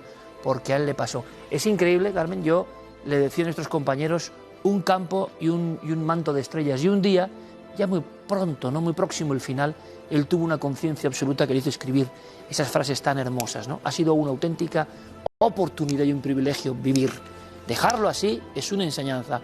Por eso me gustaría que a partir de hoy muchas personas reconociesen a este hombre luminoso en sus investigaciones. También es una correa de transmisión este programa que intenta dar cosas buenas, positivas, que merecen la pena. Vamos a conocer el Oliver Sacks, porque todo empezó, como casi siempre, mirando cara a cara al misterio. En este caso mirando o escuchando la voz de la vida.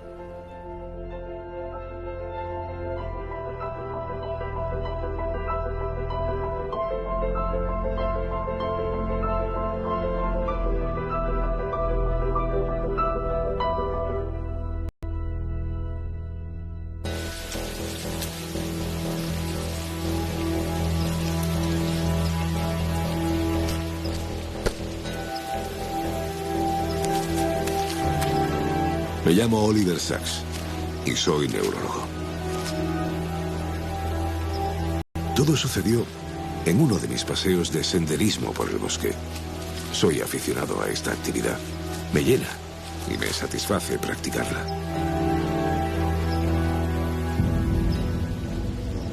Sin embargo, cuando me interné en el bosque esa tarde, no imaginaba que un simple resbalón, si vas solo, puede complicarte tanto la vida, hasta el punto de ponerla en riesgo. Recuerdo que llegué a un río y al ir a cruzarlo tropecé y resbalé hasta caer en él.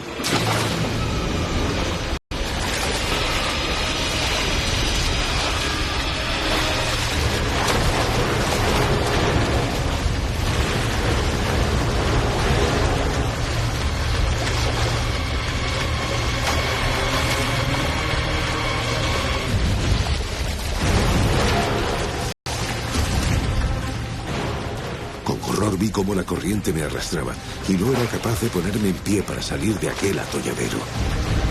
Finalmente, tras mucho luchar contra la fuerza del agua, pude alcanzar la orilla. Pero entonces reparé en que mi rodilla estaba dislocada y apenas podía moverme. Exhausto como estaba, me quedé dormido ya cayendo la noche. Al principio fue un sueño plácido y reparador. Estaba donde debía estar. Y un poco de descanso no me vendría mal, me dije. Así que, pese al frío reinante, me dejé llevar por el sopor que me invadía. Pero de pronto, cuando llevaba un rato en esa posición, una voz me sacó de mi error. Alguien me llamó por mi nombre y despertando me ordenó: no puedes descansar aquí, no puedes descansar en ninguna parte, tienes que continuar. Encuentra un paso que puedas mantener y no pares. La voz era clara y rotunda, tanto que no pude sustraerme a obedecer. Así que, como pude, me incorporé y sacando fuerzas no sé de qué parte de mi cuerpo, comencé a caminar, cojeando, mientras esa voz seguía acompañándome, marcándome el paso, casi como si fuera una voz militar.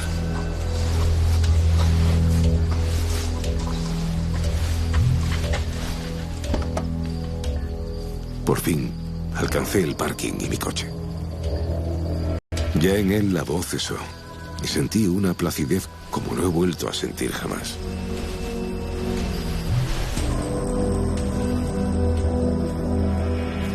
Y me acordé de esos otros casos, como el de mi amiga Liv, en los cuales habían escuchado una voz salvadora. Ella lo había llamado Ángel de la Guarda.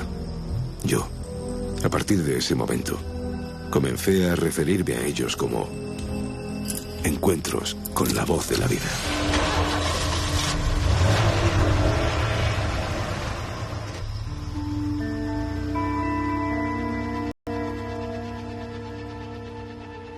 Planos propios de, no sé, una escena ideada por la mente calenturienta y genial de Stephen King.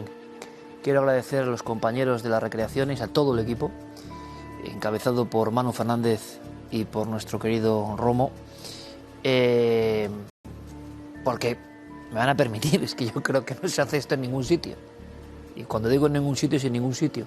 Estábamos ahí con Oliver Sacks, el importante neurólogo, uno de los grandes escritores clínicos del pasado siglo, según muchas referencias científicas, un hombre que se encontró con el misterio, lo llamó la voz de la vida, que es una de las más bonitas formas, creo que, de llamar a lo enigmático, y que nos ha legado esa frase con la que yo empezaba el programa, y tengo que decirles que me ponía nudo en la garganta, y quizá tengamos que despedir el tema pues con esa misma frase que representa todo en torno a un hombre, a un ser humano, a la capacidad de gratitud ante, bueno, haber vivido.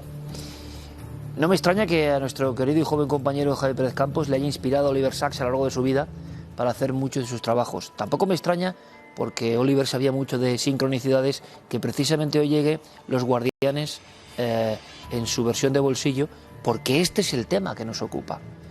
Javi, buenas noches, compañero. Buenas noches. Oliver Sacks es un maestro para ti.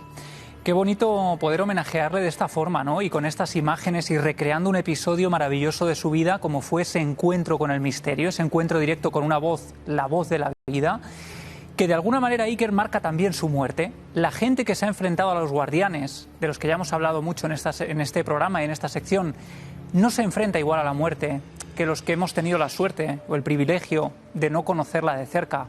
Oliver Sacks se enfrenta a la muerte de una manera muy lúcida, sin miedo. Todos le pierden el temor a la muerte una vez que se enfrentan a ella y salen victoriosos gracias a los guardianes. Y sobre todo me parece muy interesante, Iker, que Oliver Sacks fue un hombre que no tuvo nada nunca a favor, lo tuvo todo en contra. Los propios colegas fueron muy injustos con él, la propia medicina más ortodoxa estaba un poco en contra de los trabajos de este hombre, y él, sin embargo, puso todo para seguir luchando, para seguir divulgando y para seguir, sobre todo, ayudando a los pacientes. Cuando le diagnostican esos últimos 6 meses de vida, él quiere iniciar el tratamiento no pensando en que va a sobrevivir. Javi, no me adelantes, porque Sacks tiene un final, pero no lo saben la gente. Nuestro público no lo sabe. Este es un momento de a punto del final, pero la voz de la vida le salva, como a tantos otros. Sin embargo, Oliver Sacks luego tendrá otro final. Y ante ese final tiene esa lucidez. Hay un libro que se llama Gratitud. Ven a nuestro compañero Javi Pérez Campos, que por algo dentro de su generación es el que más cosas ha hecho, evidentemente, y el que más ha profundizado, evidentemente. Y como lo he dicho muchas veces, y no es peloteo, sino amistad, aprecio, admiración, él no se ha quedado como tantos otros en la superficie, en la cáscara del huevo del misterio, sino que cuando se ha metido a fondo, se ha metido de verdad. Ahí tenemos toda la obra prácticamente de Oliver Sacks, alguna post-mortem. Bueno, ¿este hombre quién era? O sea, a nivel, vamos a decirlo, científico, es como un Jung, ¿no? En cierto momento. Rompe un poco la baraja porque nadie se imagina a un individuo escéptico, científico, neurólogo, psiquiatra y que se zambulle de repente en la historia del misterio. Él es neurólogo, es psiquiatra también y se hace famoso porque empieza a escribir de manera literaria, no como tesis doctoral, sino de manera literaria para el gran público, las historias que él recibe en su consulta. Muchas de alucinaciones, muchas es un campo clave, ¿no?, para él. Evidentemente, muchas alucinaciones, muchas enfermedades extrañas. Él se hace famoso precisamente cuando hay una epidemia en 1917 que dura unos 10 años, que es la de encefalitis letárgica, que afecta a más de 1 millón de personas, que mata a unas 500.000 personas y que a los supervivientes los deja en un estado prácticamente catatónico, pegados a una silla de ruedas, con unos pañales, y todos los médicos dicen que es imposible volverles a crear un chispazo en la mente que les convierta de nuevo en seres autosuficientes, ¿no? Y Oliver Sacks les pregunta constantemente, ¿por qué es imposible? No, es que hemos intentado todo. Bueno, es que quizá no hemos intentado demasiado. Él va un paso más allá y empieza a experimentar con la levodopa, que es un medicamento que se utilizaba para el Parkinson, empieza a administrarlo a determinados pacientes y descubre que algunas personas que llevaban 20 o 30 años pegadas a su silla de ruedas empiezan a levantarse, empiezan a caminar, empiezan a recobrar el habla. Y eso genera un impacto brutal. Te hablaba antes de la ingratitud por parte de la medicina en muchos compañeros de su generación. Empieza a tener enemigos de inmediato porque además sus libros se convierten en bestsellers, sí, que no es muy habitual dentro del ámbito médico, ¿no? Ese es el gran problema de Oliver Sacks, claro, que vende demasiados libros. Claro. Muchos le empiezan a acusar de mercantilizar con sus pacientes. Sus pacientes le adoraban, había un afecto auténtico y precisamente por una razón. Oliver Sacks, lejos de los grandes tratados y serios tratados doctos de muchos médicos de la época, en lugar de globalizar o de utilizar encuestas, lo que hace es acudir al paciente uno a uno. Digamos que despojarlo de su mentalidad de grupo, aislarlo y conocer su historia. Y a través de ese momento es cuando él empieza a escribir esta serie de ensayos maravillosos, El hombre que confundió a su mujer con un sombrero. Que se fue un bestseller mundial. Este es su primer bestseller. Los primeros libros realmente no venden mucho. Él se va encontrando con el rechazo y las puertas que se cierran desde muchos ámbitos. Veo una voz y pronto se da cuenta de que en su consulta está recibiendo casos no solo extraños, sino que además hay algo místico en muchos de esos casos. Y es ahí cuando una vez más se pone en la diana de la medicina más ortodoxa, porque en lugar de decir esto no puedo explicarlo, así que no voy a divulgarlo, lo que hace es todo lo contrario. ¿Por qué no vamos a meter el dedo en la llaga de aquello que desconocemos? Un valiente. Hace un libro maravilloso, Iker, que se llama Musicofilia, Relatos de la música y el cerebro. Este libro, mucho antes, Iker, de que se pusiera de moda, por ejemplo, la musicoterapia. Él hablaba ya de unas... lo que genera realmente en nuestra mente la música, algo mágico como la música, el ¿no? sonido. Pero claro, desde un doctor, es que, oiga... Eso es, y las capacidades casi físicas de la música en el cerebro. Él era neurólogo, conocía bien los artefactos, ¿no?, que se generan ahí en la mente. Él cuenta una historia increíble en Musicofilia, que es la de un neurocirujano, Tony Cicoria, que sufre la caída de un rayo le impacta, lo recorre desde la cabeza hasta los pies, el neurocirujano queda prácticamente muerto durante unos minutos y el tiempo que tardan en trasladarlo hasta el hospital, él pasa un tiempo que después contaría que es una experiencia cercana a la muerte. Tony Cicoria relata exactamente el túnel, la sensación de estar flotando en un lugar muy agradable, la sensación de no querer regresar, porque allí no hay dolor, no hay absolutamente nada negativo, pero tiene que volver. Y lo increíble de la historia de Tony Cicoria, y la razón por la que acaba en la consulta en el despacho de Oliver Sacks, es que a partir de que vuelve a poner un pie en la tierra, empieza a tocar el piano de manera magistral. Lo que pasa es que Toni Cicoria jamás había dado siquiera una clase de solfeo. Nunca había tenido una aproximación a un instrumento musical y desde esa experiencia cercana a la muerte se convierte en un maestro del piano. Essentially it was given to me from the other side. So I can't claim that I wrote it, but it was given to me and I do the best that I can with it. I didn't start playing piano until after the lightning.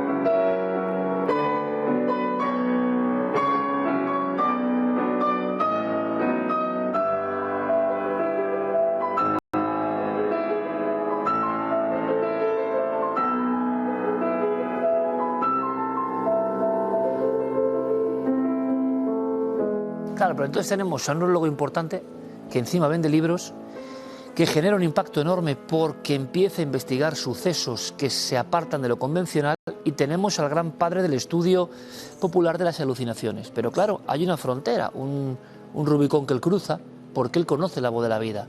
Eso, claro, tiene que ser un chip que cambie en su propio interior.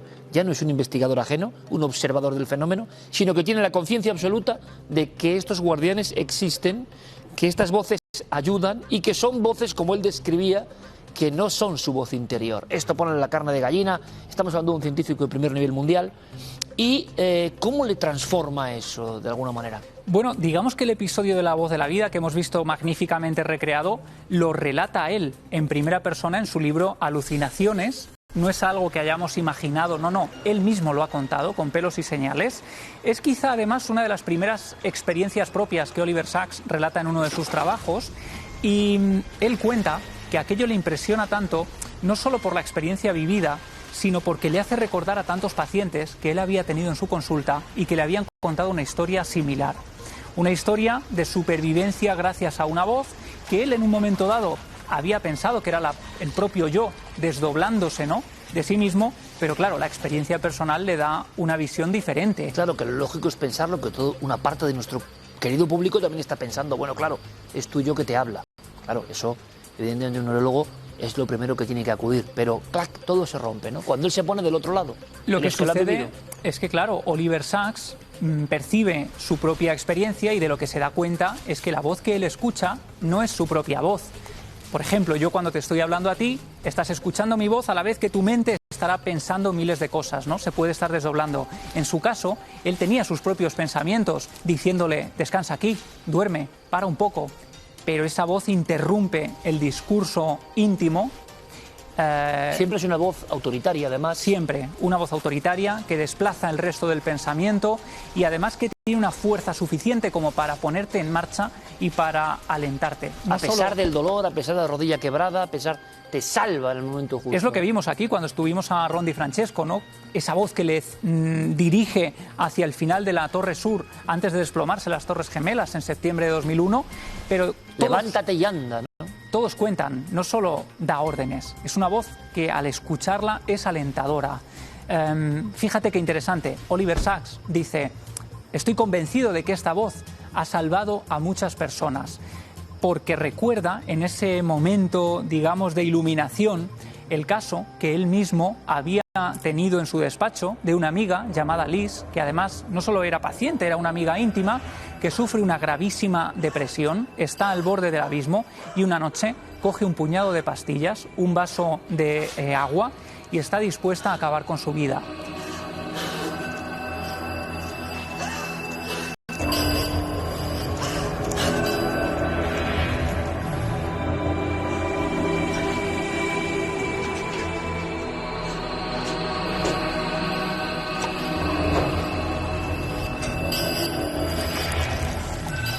En ese instante le contaba Liz a Oliver Sacks, mucho antes de su experiencia con la voz de la vida, que escucha una voz clara, rotunda, que interrumpe en ese momento de la madrugada en que el silencio es atronador.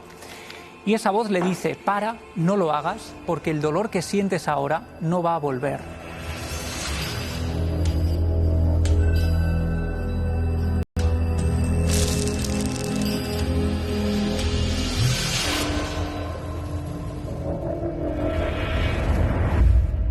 Cuando Liz levanta la mirada del suelo, ve que delante de ella se está formando una imagen granulosa. Un hombre vestido con ropajes decimonónicos, no es un familiar, no es nadie a quien ella conozca, es una figura extraña que la deja impresionada, y en ese instante dice, esa voz le reconforta de tal manera que tira todas las pastillas al suelo, siente una fuerza brutal que nunca había sentido y a partir de ese instante se aferra a la vida. Y relata Oliver Sacks que de manera imposible una paciente que estaba en una depresión profunda deja prácticamente toda la medicación y vuelve a salir adelante.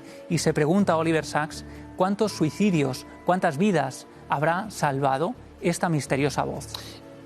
Una voz que casi se puede ver, como dijo en alguno de sus tratados Oliver Sacks, una voz que no es la imaginación, que no pertenece a nuestro ámbito más personal, pero que sí influye en el individuo de una forma determinante, casi dogmática, en momentos clave, especiales. ¿Por qué no todo el mundo oye esa voz? ¿Todo el mundo oye esa voz? ¿Hay quien le hace caso a esa voz? ¿Tiene que ver esto con el fenómeno del guardián o incluso del ángel de la guarda de la antigüedad? ¿Qué piensa Oliver Sacks después de años de investigaciones sobre la voz de la vida? Él está convencido de que existe y de que ha salvado más vidas de lo que creemos. Él sabe que esto es un tabú. En su libro Alucinaciones precisamente habla de cómo muchas personas evitan relatar esto porque se vincula con la esquizofrenia. Claro. Y además hace una cosa muy interesante Oliver Sacks, y es acudir a un tratado, a un artículo de la revista Science que tenemos aquí. Fíjate, esto es muy interesante. En enero de 1973 se publica... Pues fíjate, se publica un artículo muy interesante que tiene que ver con las voces extrañas. Digamos que el estudio lo que hace es coger a 8 pseudopacientes que están perfectamente sanos y lo que hace es distribuirlos por diferentes hospitales de Estados Unidos. Estos pacientes van a distintos hospitales diciendo que están perfectamente, pero que escuchan voces. Es todo falso, son pacientes ficticios, ellos se han inventado una historia, pero quieren ver cómo reacciona la medicina de la época. Oh, sorpresa, los 8 pseudopacientes son diagnosticados con esquizofrenia. Lo interesante de este artículo es que el título es acerca de estar sano en un medio enfermo. Y de eso habla precisamente Oliver Sacks. En cuanto llega un paciente a mi consulta y me habla de escuchar o de que oye voces extrañas, lo asocio directamente a la esquizofrenia. Respecto a esto, es muy interesante porque ha habido, podríamos decir, discípulos, tanto de Oliver Sacks como de Raymond Moody. Uno de ellos es Bruce Greyson, un doctor que habla también de todo esto y ha hecho un experimento con esas voces, con esas misteriosas voces que le salen a uno al paso en momentos determinantes. Él las compara con las voces de la esquizofrenia y dice que estas voces de la vida son mucho más optimistas, lanzan mensajes alentadores, son capaces de alterar el estado de ánimo del testigo, lo convierten en un ser más aferrado a la vida. Y las voces de la esquizofrenia suelen ser, por desgracia, voces más que lanzan mensajes negativos, que te hunden también en la tristeza, y por eso hay una clara diferenciación. Oliver Sacks rozaba un poco todo esto, aunque no se habían realizado estudios al respecto. Bueno, y nuestro querido público, Javi, después de esta ficha genial, esta afiliación maravillosa de un personaje que la fortuna que tiene este programa es que genera también nuevos mitos reales, y hoy muchos buscarán los libros de Sacks y querrán saber más, y esta es nuestra función realmente en la vida. ¿Cuál es su historia con la muerte? Porque es tan brutal lo que cuenta ese libro, tan complicado de conseguir. Muéstralo. Fíjate qué título. Alguien que va a morir hace un libro diciendo esto. ¿Qué le pasa a Oliver Sacks y cuál es su legado de gratitud? Bueno, a finales de los años 90, Oliver Sacks tiene una serie de problemas en la vista. Él acude para un tratamiento, para una revisión, y lo que descubren es que tiene un tipo de glaucoma muy específico en el ojo, muy atípico, muy anómalo. Empieza a acudir a distintos tratamientos. En esos tratamientos se queda ciego de un ojo. ciego de ese ojo, sigue desarrollando todo ese trabajo hasta que muere en el año 2005. En el año 2005, durante una revisión rutinaria de ese ojo, lo que descubren es que el tumor que tiene se ha extendido a diferentes partes de su cuerpo. Que es algo que pasaba en muy pocos... Un 2%. Exacto. En muy pocos casos. Alguien diría, me ha tocado la peor suerte. Y él dice todo lo contrario, ¿no? Dice, he sido parte de ese 2%, pero no puedo resignarme a la muerte porque he tenido una vida maravillosa. Es entonces cuando la visión de Oliver Sacks, porque además es muy duro, el médico lo que le dice es, te quedan 6 meses de vida. Y por desgracia acertó. Fueron 6 meses de vida los que Oliver Sacks tuvo desde que sale de esa consulta. 6 meses de vida, yo creo que esto es muy gráfico, en los que tiene tiempo para escribir esto, ¿no? Eso escribe en 6 meses. Estos son trabajos póstumos que se han publicado después de Oliver Sacks. Uno de ellos es su autobiografía, Una vida en movimiento, El río de la conciencia, donde investigaba también en ese gran misterio. Pero yo creo que el más maravilloso, el que está más vinculado quizá incluso a ese episodio de La voz de la vida, es este, que se llama Gratitud y que en el fondo nos muestra a un tipo que, lejos de sentirse desgraciado, triste porque va a morir, lo que hace es todo lo contrario. Dice, tengo 6 meses, ¿qué hago a partir de ahora? Lo primero que hace, cuenta él, es apagar el telediario por la noche. Él tenía la costumbre de verlo cada noche. Dice, esos problemas, el cambio climático, los problemas gubernamentales, ya no me atañen, me preocupan, pero no tienen que ver conmigo. Mis problemas son seguir manteniendo lazos y estrecharlos más si puedo con mis seres queridos, con mi familia, con mis amigos, con la gente a la que he amado.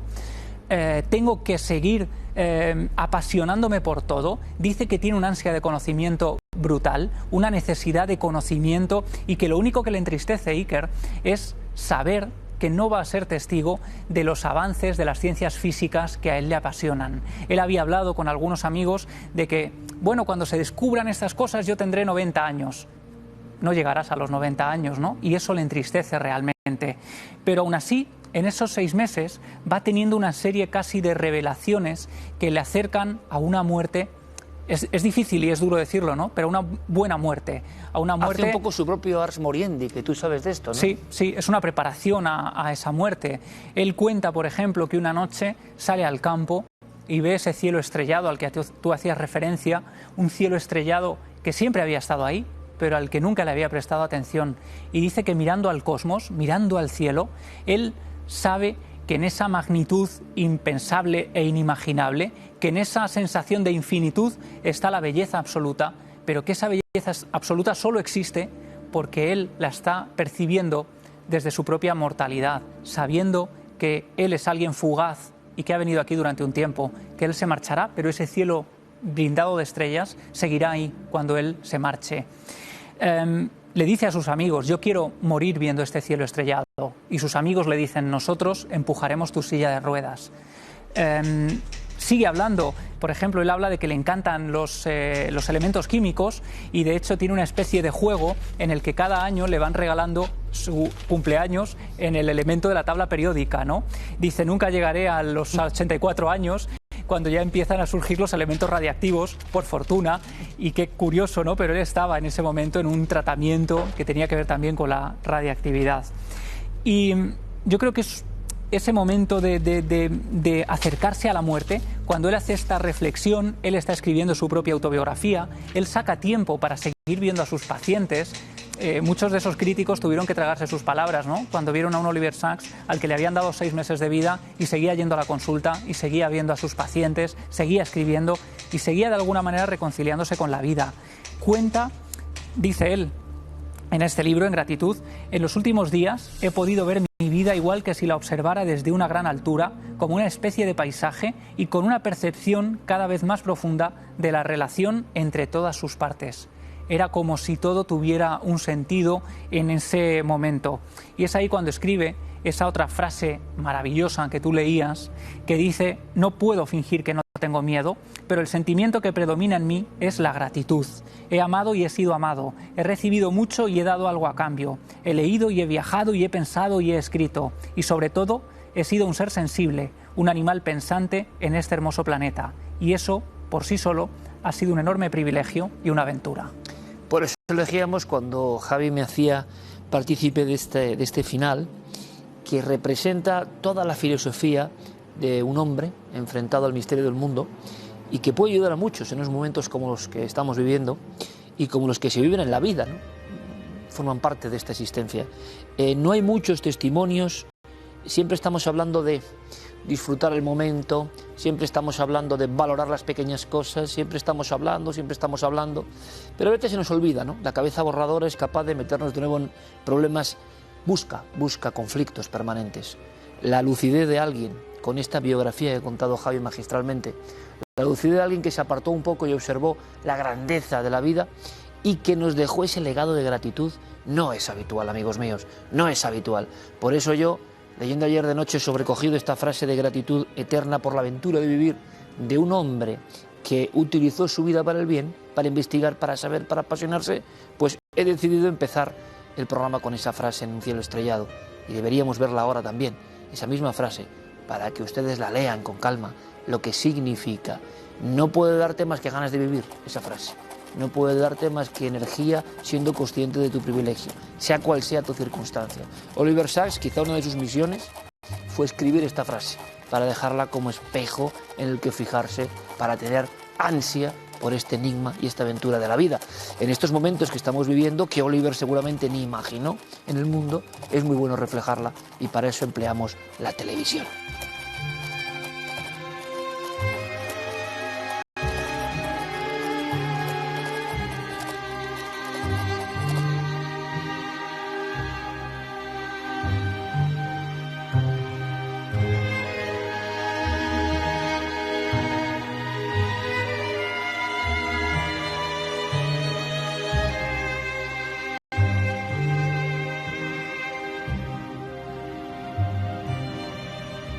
Gracias, Javi.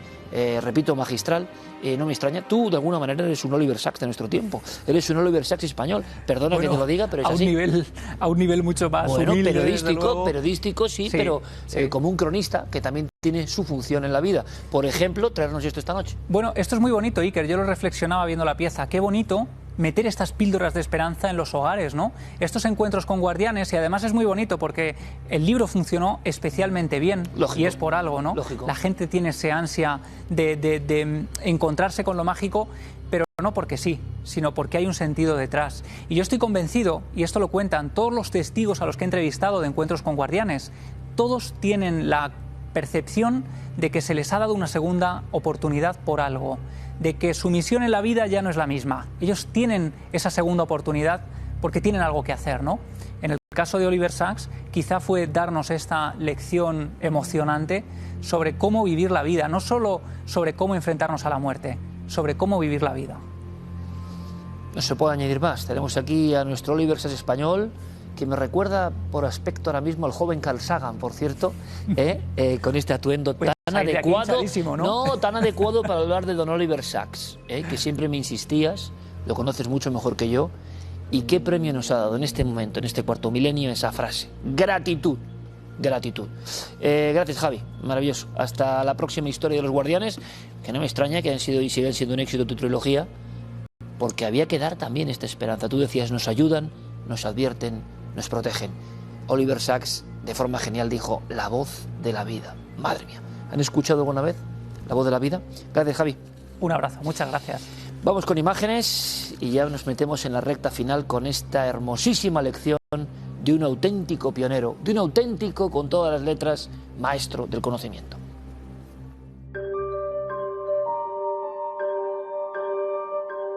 Comenzamos con un vídeo que nos han mandado y que nos ha resultado muy curioso. Fíjense, plena naturaleza, nos dice Manuel Recouso que es Catoira, en Pontevedra. Voy a quitar esto para que vean, ahora en cuanto le dé al play, como una especie de nebulosa empieza a formarse y como a viajar a través de ese puente, ¿no?, que hay sobre el río. Parece que viene desde arriba, desde la vegetación, baja, casi tocando la madera. Es como una masa densa, se puede ver perfectamente. Aquí ha puesto Guillermo para que se vea mejor cómo esa masa, esa especie de nebulosa, va bajando. Él nos dice que lo grabó en ese lugar, a unos 300 metros del ayuntamiento, en el río Catoira. la fecha de grabación es aproximadamente mediados del año 2017. Y nos dice, les puedo llevar al sitio por si quieren ver dónde era, ya que se grabó a las 7, 8 de la tarde. Los análisis que nos manda Guillermo León dice que esa especie de bruma no sabe a qué se debe. No está ralentizado el vídeo, se puede comprobar con el agua del río o incluso parece corregir su trayectoria. Efectivamente, hace como así, como baja y sigue. En un punto del recorrido, cuando pasa sobre las piedras del centro, parece destacar un rostro. Entendemos que podía ser una pareidolia.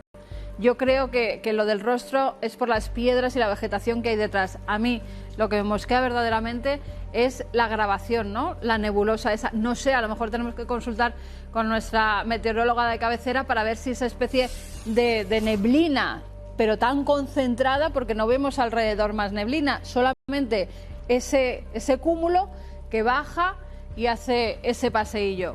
La verdad es que nos ha extrañado muchísimo y la dejamos en la incógnita. Luego les daré las vías de contacto para ver si ustedes tienen la respuesta.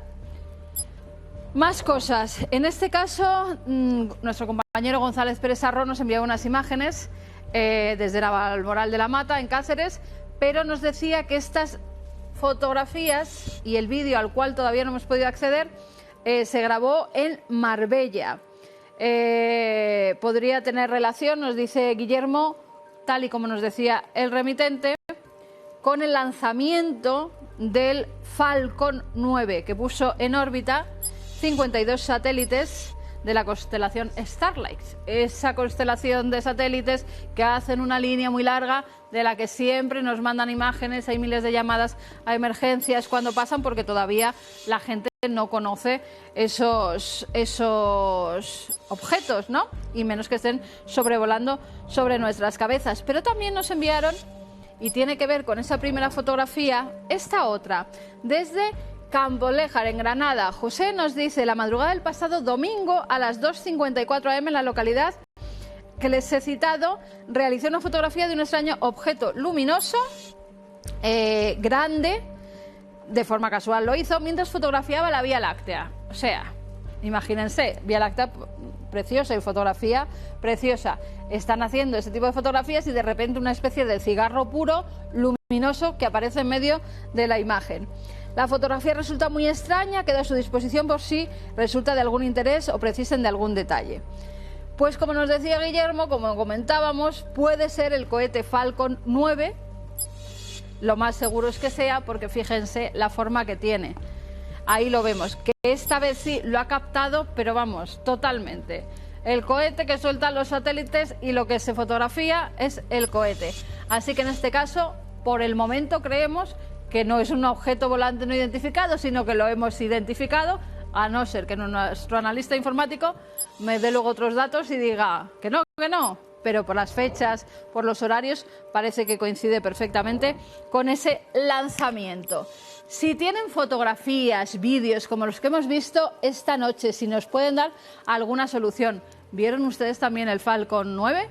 ¿O han visto otro Falcon volando y lo han fotografiado? Pues ya saben que hay varias vías de contacto donde nos lo pueden enviar. A través del correo electrónico cuartomilenio@4.com, nuestro teléfono de WhatsApp 683-144-183 y como siempre en las redes sociales. Cada domingo se lo digo, gracias y gracias, porque somos los programas más comentados de la noche. Así que muchísimas gracias de nuevo, reiterárselo. Nave del Misterio, ya lo saben, síganos. Resulta que The Washington Post, Times también, hablan de lo que han descubierto en el laboratorio célebre ya, ¿no? Kilómetro cero para algunos de la historia del virus, de Wuhan. Y digo vaya porque no es que yo tenga ninguna verdad, pero lo que sí he vivido en todo este periodo es la dificultad para informar de esa arista tan rara que es que algo pasó en ese centro concreto. Bien. ¿No sabían nada los señores de la OMS con la famosa comitiva? ¿No sabían que había habido infecciones en ese mismo lugar? Miren, lo hablaba con mi cuñado Félix hace poco, además, revisando él que también tiene que hacerlo a todos los niveles más pragmáticos, la vida de esta productora nuestra que se llama Alma, gracias a la cual, y gracias a esta cadena, ustedes pueden ver Cuarto Milenio o Horizonte, hacíamos un repaso y él me decía, me acuerdo el momento en que te di el arrebato y en casa te pusiste un móvil y hiciste la estirpe de los libres. Pues bueno, yo ahora estoy muy agradecido porque noté su afecto, que lo sigo notando y estoy muy impactado, y pudimos elaborar una serie de informaciones con tiempo suficiente, investigación exhaustiva suficiente. Me acuerdo del gran Cristian Llorente, que se dejó las cejas, las pestañas y los ojos, y que lleva una investigación que ojalá un día vea la luz, que les va a sorprender muchísimo, de horas y horas y horas, con expertos mundiales. Gracias a Cristian hemos tenido muchos expertos mundiales en Horizonte. Y de alguna manera el programa, en mi opinión, que pueden verlo, tecleando la estirpe en internet, laboratorio, el programa que hice sobre el laboratorio tiene ahora 1 año y 1 mes. Tiene ahora 1 año y 1 mes. Todavía no habíamos entrevistado a la famosa viróloga china, donde prácticamente el 90% de la prensa española se me echó encima. Otra vez alarmista, cómo dar voz a esas... Bueno, ahora podemos pensar que a lo mejor se quedó corta la mujer. Yo no sé qué pensar. Otros decían que habíamos menospreciado esta teoría y a la viróloga china los especialistas habían dicho que no tenía razón. Pero oiga, es que este programa es libre. Primero fuimos los únicos en Europa en entrevistarla en televisión en prime time. Se alcanzó una audiencia de 3 millones de media, que yo creo que jamás en la vida hemos alcanzado, es decir, fue un impacto enorme. En un programa no reality, creo que era de los más vistos en los últimos 15 años en esta santa casa. Era algo muy gordo, porque ustedes no son tontos y sabían que había algo muy gordo. Que podía haber zonas oscuras y que esta mujer puede tener la verdad, desde luego, pero que este programa es libre, y entonces los doctores que había aquí españoles no se creían a la doctora china. Y eso está muy bien, pero este equipo lo que hizo y no hizo nadie fue traer a la doctora china, sabiendo que su director, o sea yo, iba a recibir palos y palos y palos que me da exactamente igual. Alarmistas, ¿cómo es posible? ¿Qué tendrá que ver el laboratorio? ¿Es origen natural? Bueno, y uno decía, pues será origen natural, pero aquí hay señores que hablan de laboratorio, y lo que nosotros sabemos desde hace 1 año y 1 mes, y yo se lo conté en ese programa en mi casa con un móvil, pero que tuvo mucho impacto, es que ya había habido otros infectados en el CDC. No en el laboratorio de Wuhan, sino en el propio CDC había habido mordidos por esos murciélagos. Lo hemos contado aquí en Origen, lo hemos contado con el coronel Otero, lo hemos contado con los especialistas que siguen mirando al laboratorio. Mi pregunta es, ¿por qué aquí, en España, que no sé si pasa en otros sitios, nos lo cogemos como papel de fumar, tomamos un camino y no hay quien lo quite? Y yo tengo el teléfono hoy lleno de mensajes. Algunos me dicen, sabíamos que... No, si yo no tengo ninguna razón de nada. Pero lo que sí hicimos es informar. Y ustedes vayan a esa época que les digo, mayo, final de abril del 2020, y a ver quién hablaba de lo que pasaba en el laboratorio, si no conocíamos el laboratorio. Cristian Llorente, heroico, consiguió que varios becarios de ese laboratorio le pasaran imágenes.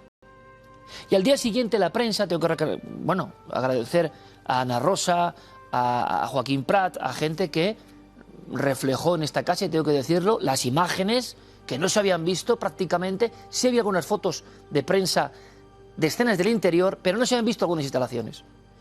Nosotros lo que aportábamos, simplemente investigando, era que ya había habido infecciones que no sabíamos de qué, pero que habían tenido que originar cuarentena en varios trabajadores. Dábamos el número de etiqueta a los murciélagos.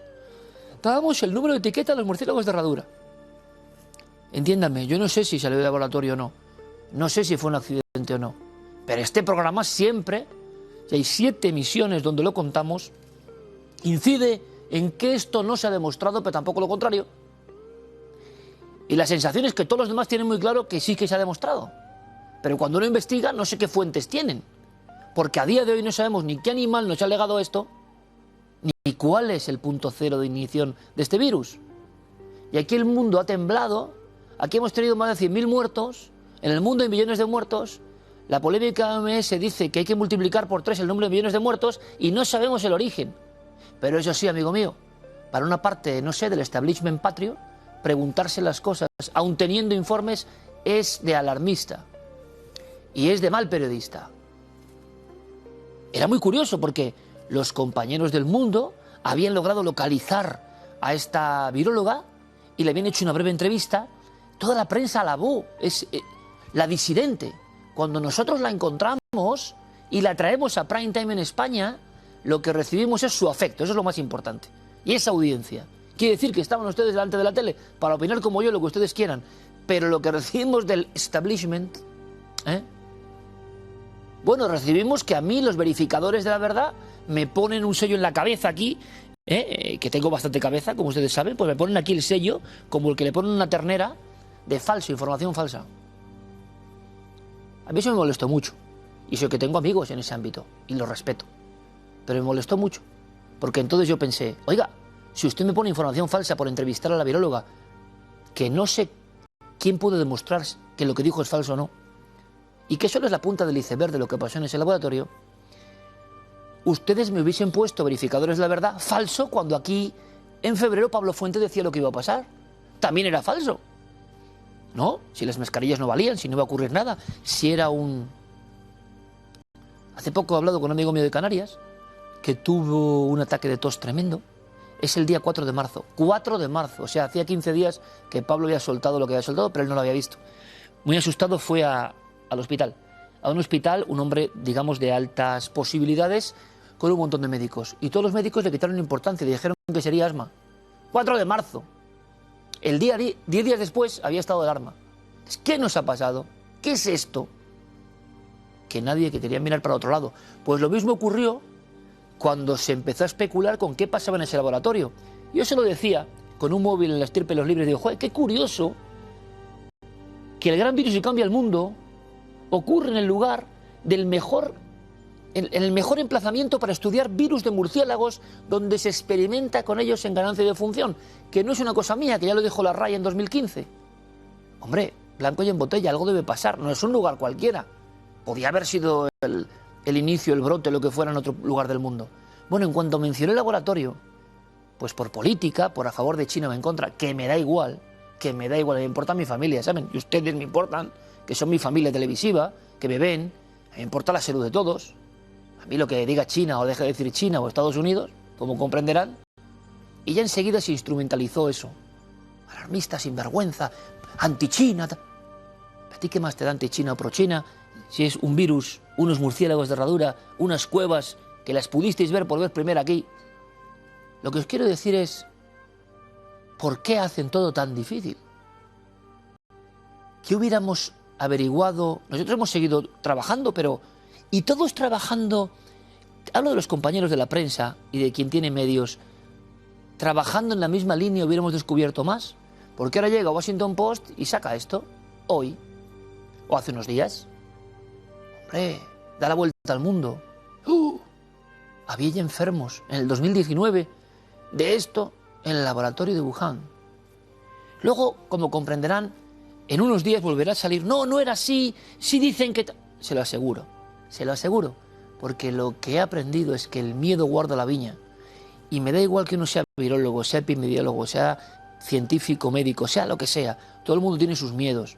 Y una parte del miedo es que lo señalen, lo politicen, lo estigmaticen. Eso hace que pierdas contratos, pierdas tu seguridad, pierdas, digamos, prestigio en tu ámbito. Y entonces hay áreas que se dejan de investigar.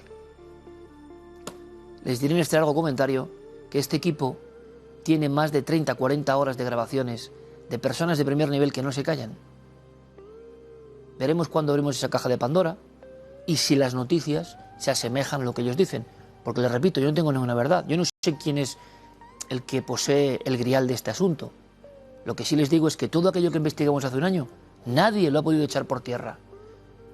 Cuando los que tienen que contar las cosas son los primeros que se autocensuran y te intentan decir que haces mal,